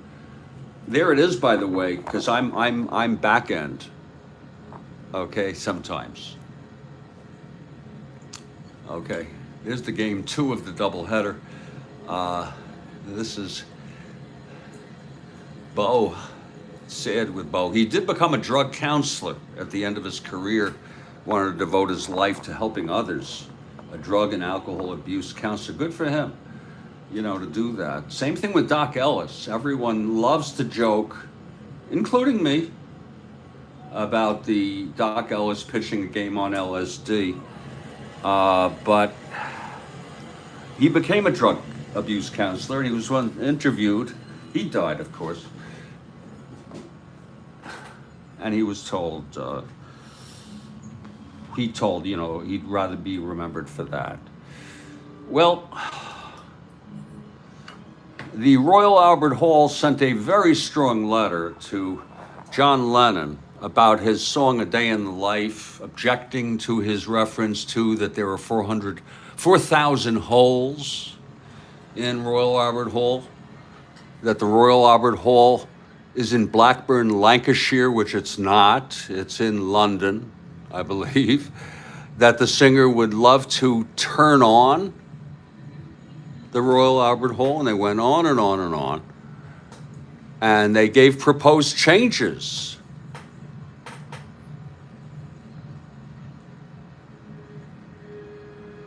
And here's Lennon's reply. This was to Brian Epstein, who died.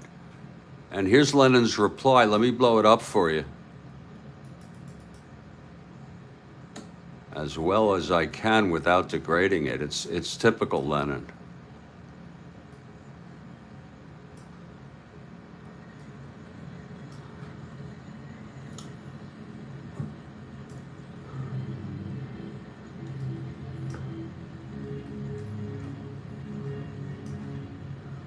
And he had a way with writing very brief notes. Dear Prince Albert and friends, thank you for your letter. We're glad you enjoyed the record. Feel free to keep it.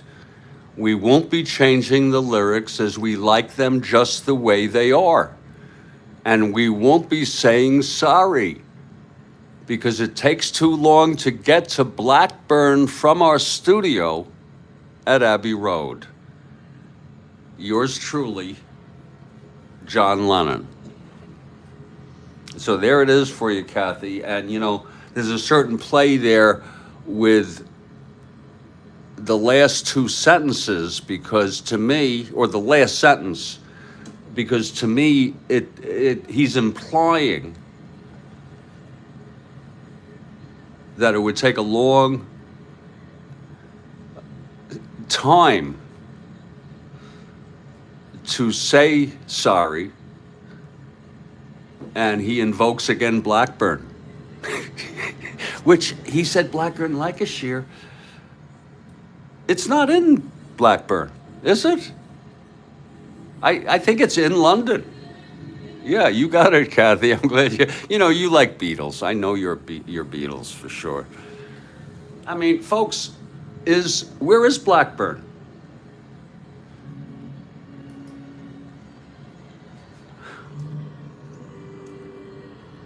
We're going to get back to this game. Blackburn, Lancashire. Well, it is a town. It's a town in England. But where the hell is it compared to London? Oh, it's a far ways off from London. Jesus. Lord, there's Blackburn right there, folks. And let's zoom it out. You know, London is down here somewhere. I forgot where. It's near the water. Here's London. Yeah, sure, right here. And there's Lancashire. It's quite a ways. So, oh, well, now it is a well-known concert hall. Yeah, and Bill, you're right. And it goes to show you what happens. You know, it's like when that crazy man from Iran, nothing against Muslims or Iranian people. It's just that guy Khomeini was out of his mind, a religious fanatic, when he put a putwa, whatever you call it, on Salman Rushdie. The book sold. I had never heard of him. Now I was kind of young when that happened. I don't know when that happened. I think that happened in like 1980 or something. And look what happened to him. He got slashed.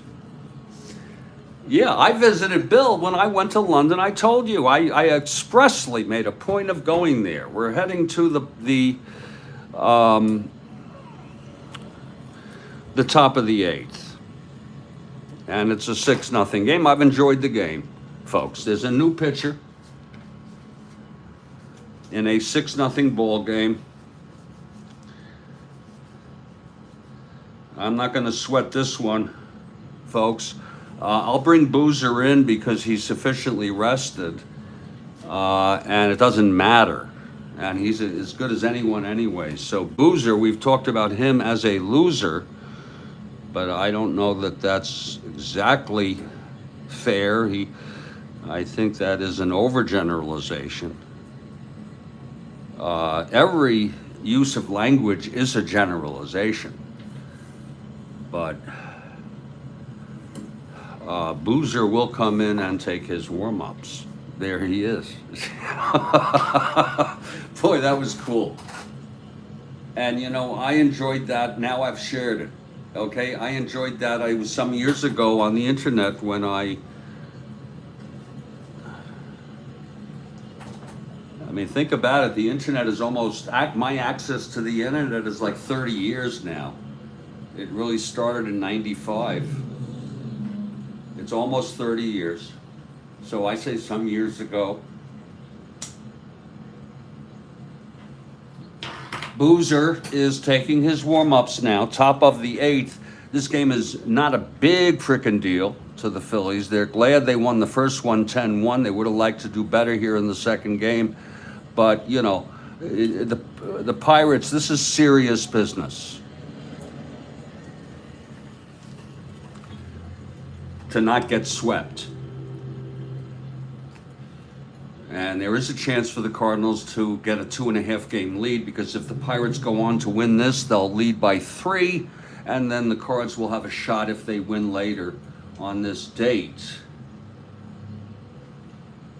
to cut it back to 2.5 because of the split by the Pirates. It gets that intense, and that'll be our second to last game of this date. It will be the Mets at the Cardinals. Mets won it in real world 4-3, you would think, probably, because they were on the stretch. Gentry got the win, and Gentry pitched for the Mets. Carlton pitched and lost. Actually, McGraw got the win on this.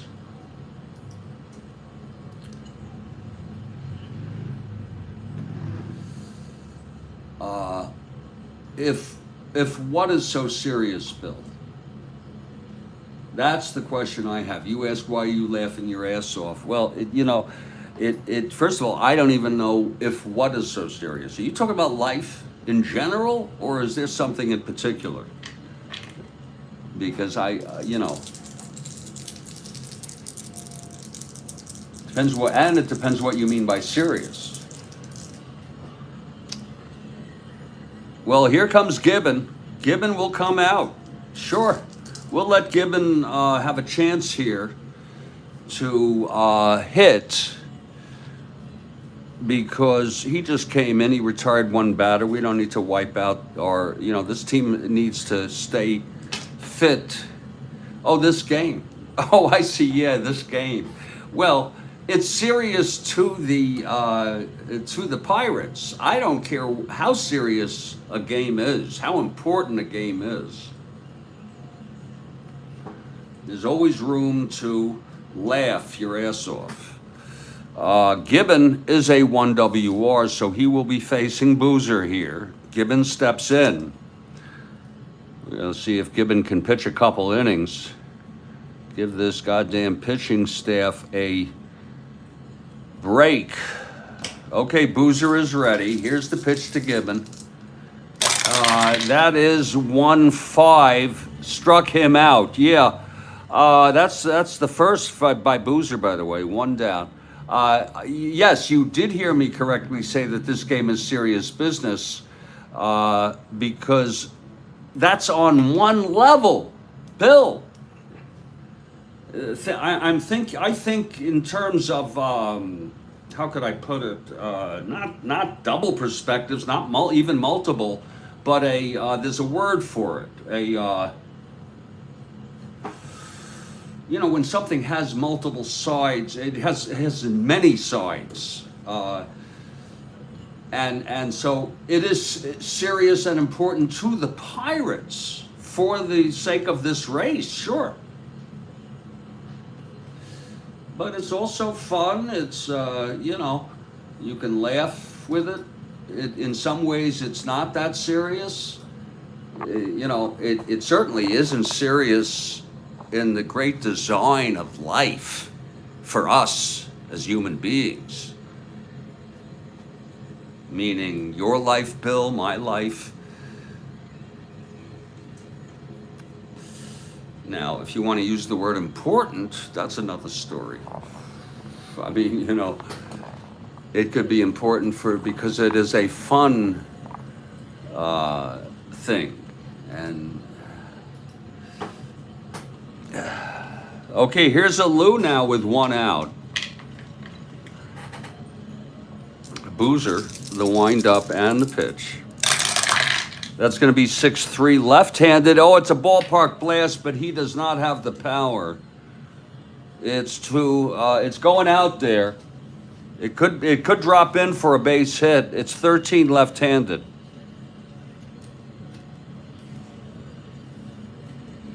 And no, it's caught by Callison for the second out.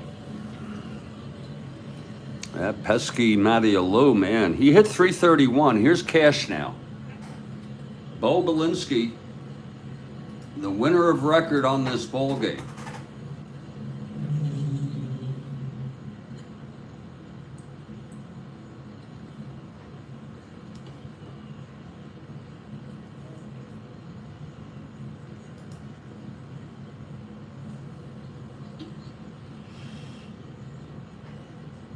Dave Cash now, 2 outs, nobody on. Boozer. And that's 3-5 right-handed, and he walked him. So Cash is on. He is a C. Not being held, Al Oliver. Cash on first, 2 down. Big game for Oliver here today. 2 for 3, a double and scored, knocked in a run. Walked and scored, then the 3-run home run. Boozer now. And the pitch. That's going to be 4-9, left-handed. He grounds it to second for Rojas. And he throws it on over to Rick Joseph. Actually, that was hit to Patek. Oh, wait a minute. I'm sorry, 4-9. Yeah, there it is. He grounded it to second. We're heading to the bottom of the eighth. Well, don't hold the Phillies. Don't count them out yet. We're heading to the bottom of the eighth here. It is a 6-0 ball game.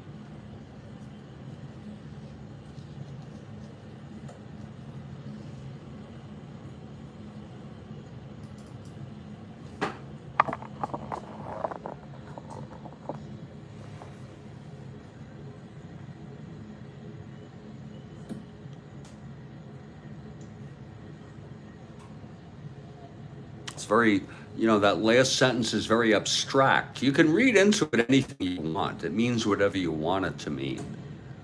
Okay, but it's it's very abstract. Prince Albert was Prince Albert from the 19th century or something, and he had something to do with the Royal Albert Hall. And do we have Prince Albert in a can? Okay. Oh. Oh, Lord. I'll tell you, that is some piece of history, really. We're going to be heading to the Royal Albert Hall. Okay, so it's for Prince Albert. Yeah, I don't know a lot about him. But I've been there. I was standing right outside in front of that goddamn thing. This is this is with lights on, and the resolution on this is awesome. I stood right here. Outside it. It is beautiful. I mean, really, there's no doubt about it. I mean, if you like that, look at this detail up here. And this building, I'm pretty confident it's maintained with all sorts of efforts. I would think painting, also structural. You got to maintain something like this.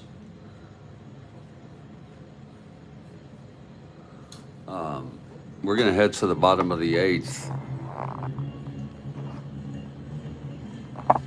And it's going to be Gibbon, the left-hander. Here's Rick Joseph now. Okay, Gibbon gets the sign from May now. Here's the pitch to Joseph. That's going to be 110 left-handed. It's a ballpark slash by Joseph, right-handed, in Philly. And no, not much gets through there. It's lined to short for the out. Must be a rough grass there that catches all those balls. That's my take. Here's DJ Johnson.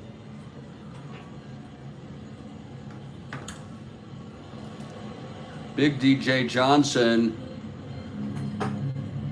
No, I don't believe me, but you know what? I could probably get a crash course in it in no time, thanks to the great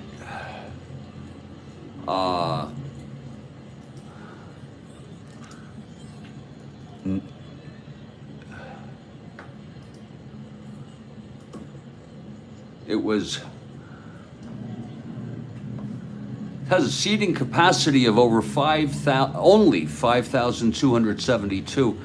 It opened in 1871 by Queen Victoria. It's used today for big concerts. It's an incredible venue because it's so small.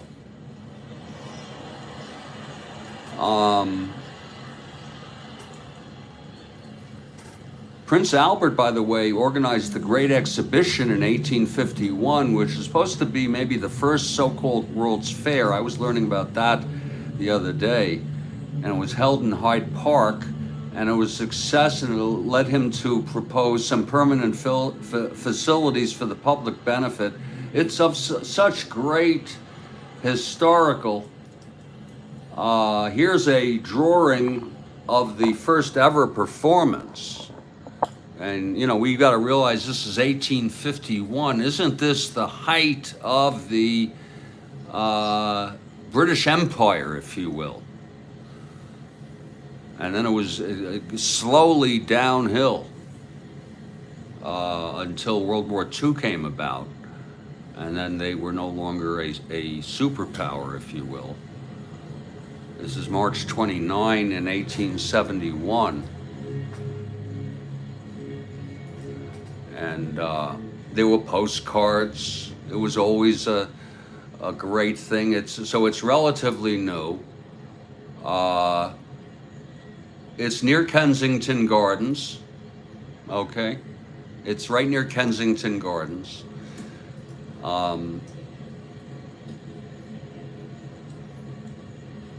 Here's some of that detail that I was talking about.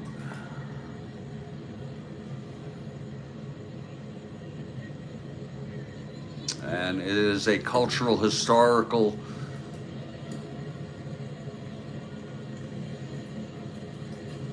building. Was he there? Was that where he was when they said shake the jewelry? I didn't know that. I did not know that. I thought it was somewhere else. I know it was a big performance. You know, people don't think a lot about how big they were in England before they came to the U.S. in 1962 and 3. They were the rave, and they first made it, you know, in Germany. They played, and then they finally came and became enormous successes. That's like being a national success, you know. Okay, DJ Johnson with one out here in the bottom of the 8th, Gibbon.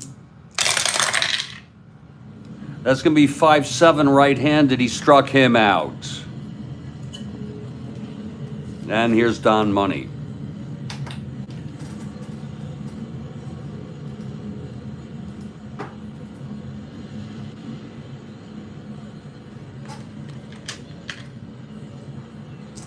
Here's Gibbon now, the wind up. And the pitch to Money.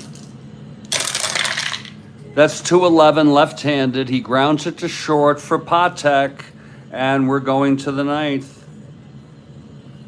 Gibbon has retired the first 4 fillies he's faced. And here he go. Here's Boozer now.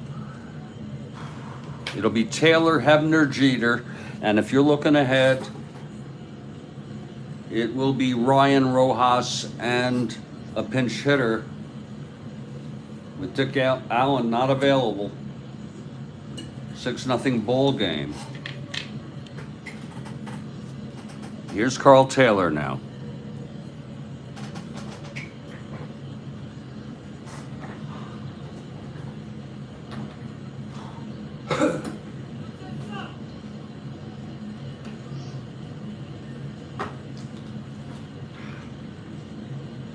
It's of great historical significance. And I think you're right about Lennon having, oh, by the way, I do have Mike and Ike's. I'm gonna wait because I'm gonna have some meatballs tonight.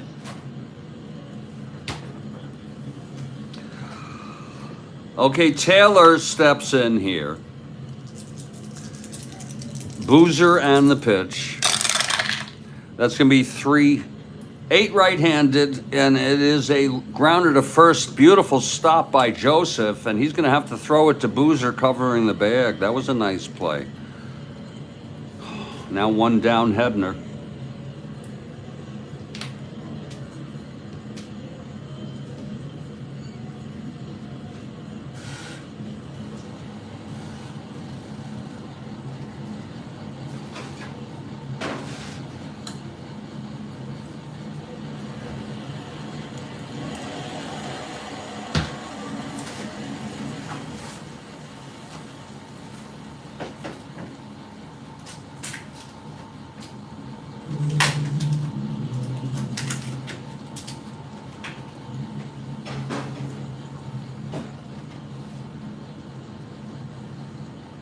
Hebner, left-handed hitter. You ate all. I got some for tonight. I got Whoppers. I got Mike and Ike's. I have a little bit of ice cream. I have pretzels. And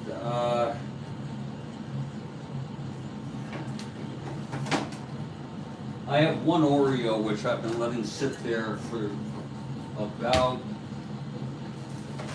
10 days now. I think it might be worth throwing out or eating.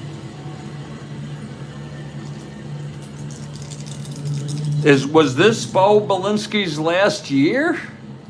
Shit. Let me check on that.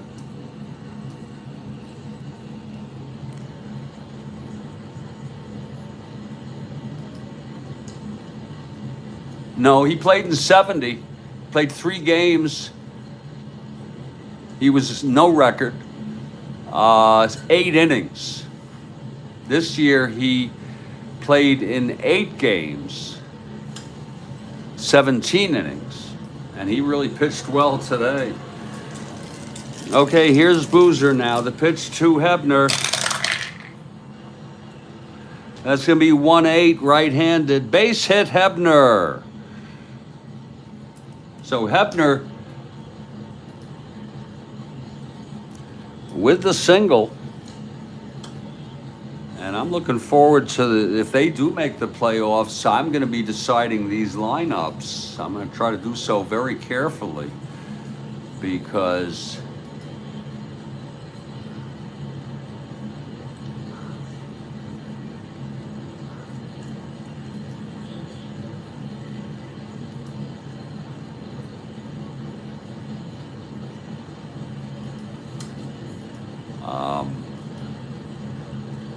you know, it's going to be the playoffs.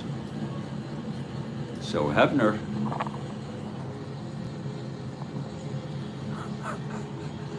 on first with 1 out.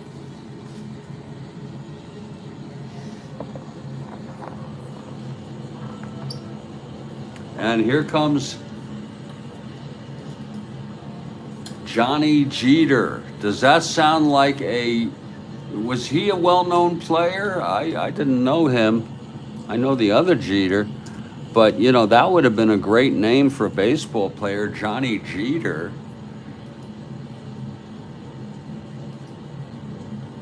He only played 6 years. Very, very journeyman. Played very little. Jeter steps in here. It's Hebner on first with 1 out. Jeter 0 for 4 today. Reached on a force twice. And the pitch 2-3 against the right-hander. He grounds it to short. He's 0 for 5. That'll be a shortstop B, so he reaches on another force. And that'll be 2 outs with Jeter on first. And here comes Jerry May.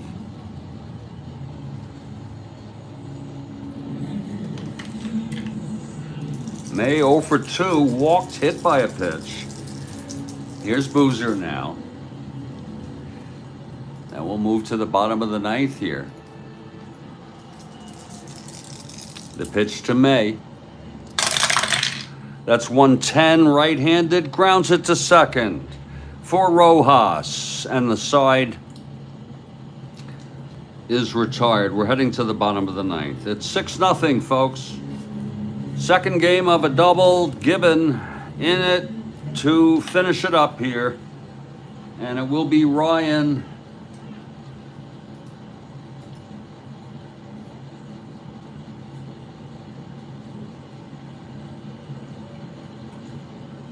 Oh, really? Would have been a great name for a superstar. Johnny Jeter, you know what I'm saying? It's going to be Ryan Rojas, and believe it or not, a pinch hitter, of which jeez, I might use a pitcher. I might freaking use a pitcher. You know that?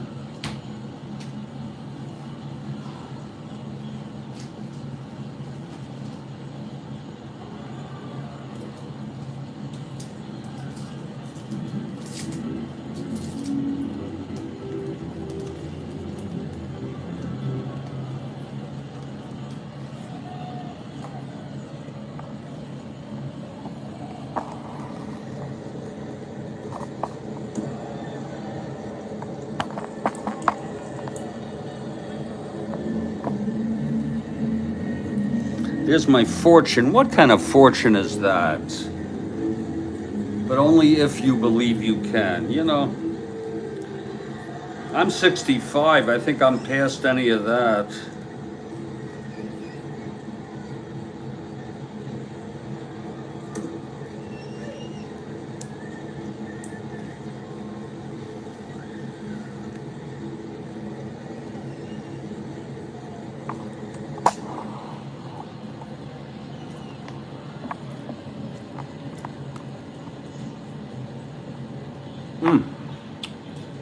That is a big taste.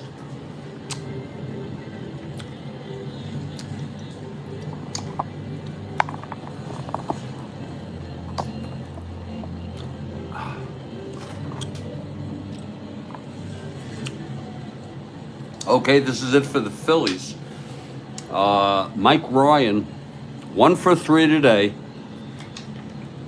Here's Gibbon now.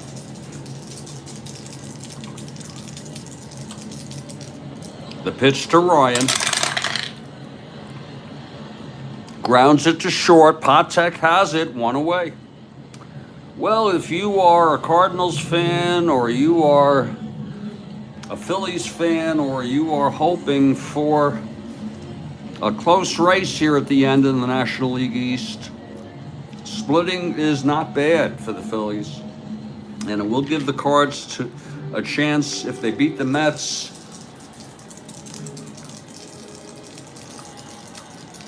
to come within 2 1/2 games. Here's Gibbon, the pitch to Rojas. 5'10" right-handed, grounds it to third for Hebner. And he throws him out.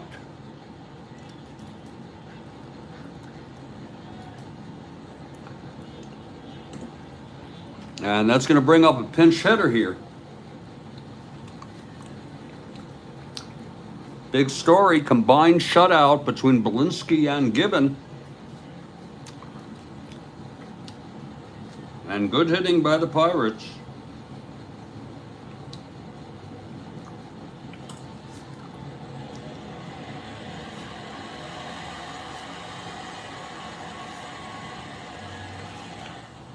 It's going to be Lowell Palmer coming in to hit here.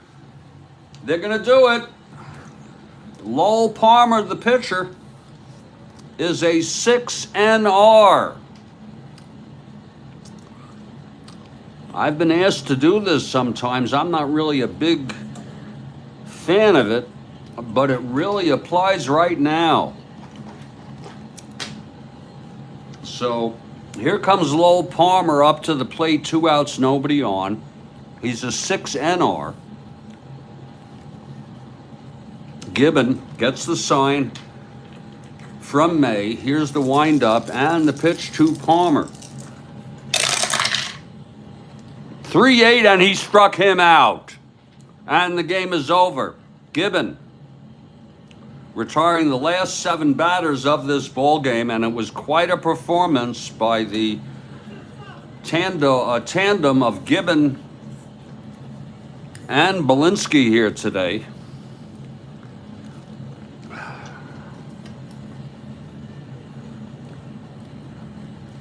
As they shut out the Phillies in the second game here of the doubleheader.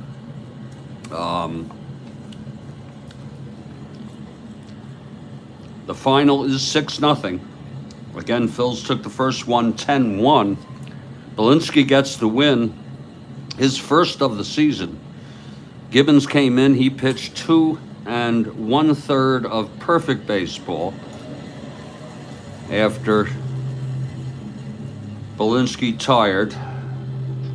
The loss goes to James.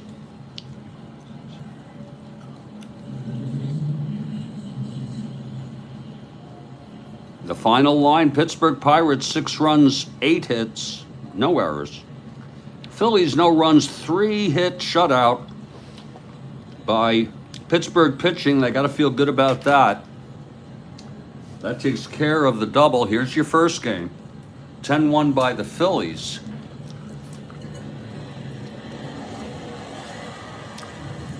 And Bill notes that Bo is already gone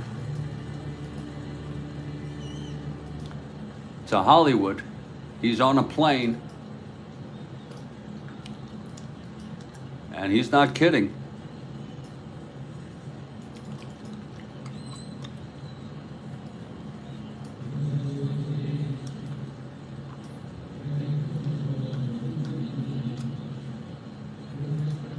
I want to thank everybody for being here. If you're in the text right now,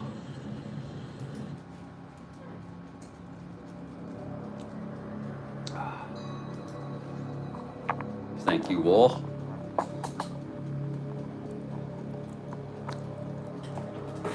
Kathy Harden.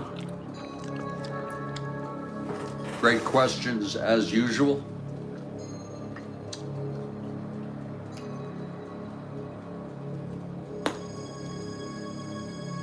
Bill Livamy, great answers.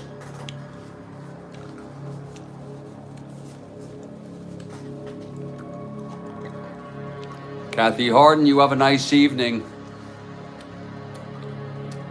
Time for trivia research. Isn't that something? She goes to great lengths doing research to get this stuff.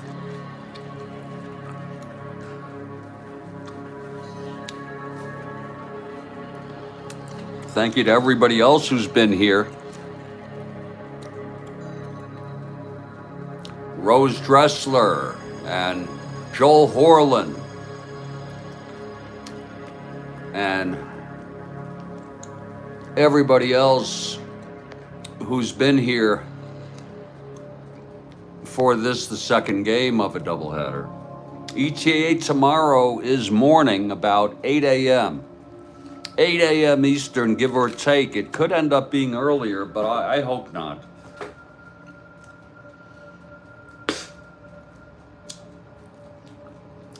Have a great day, everybody.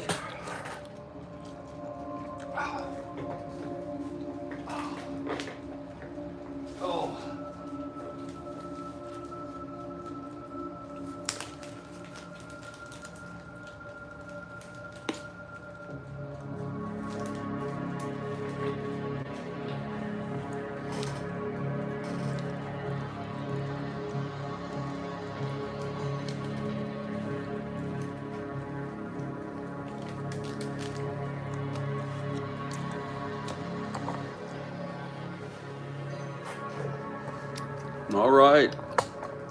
Thank you. Baseball Demos, thank you so much.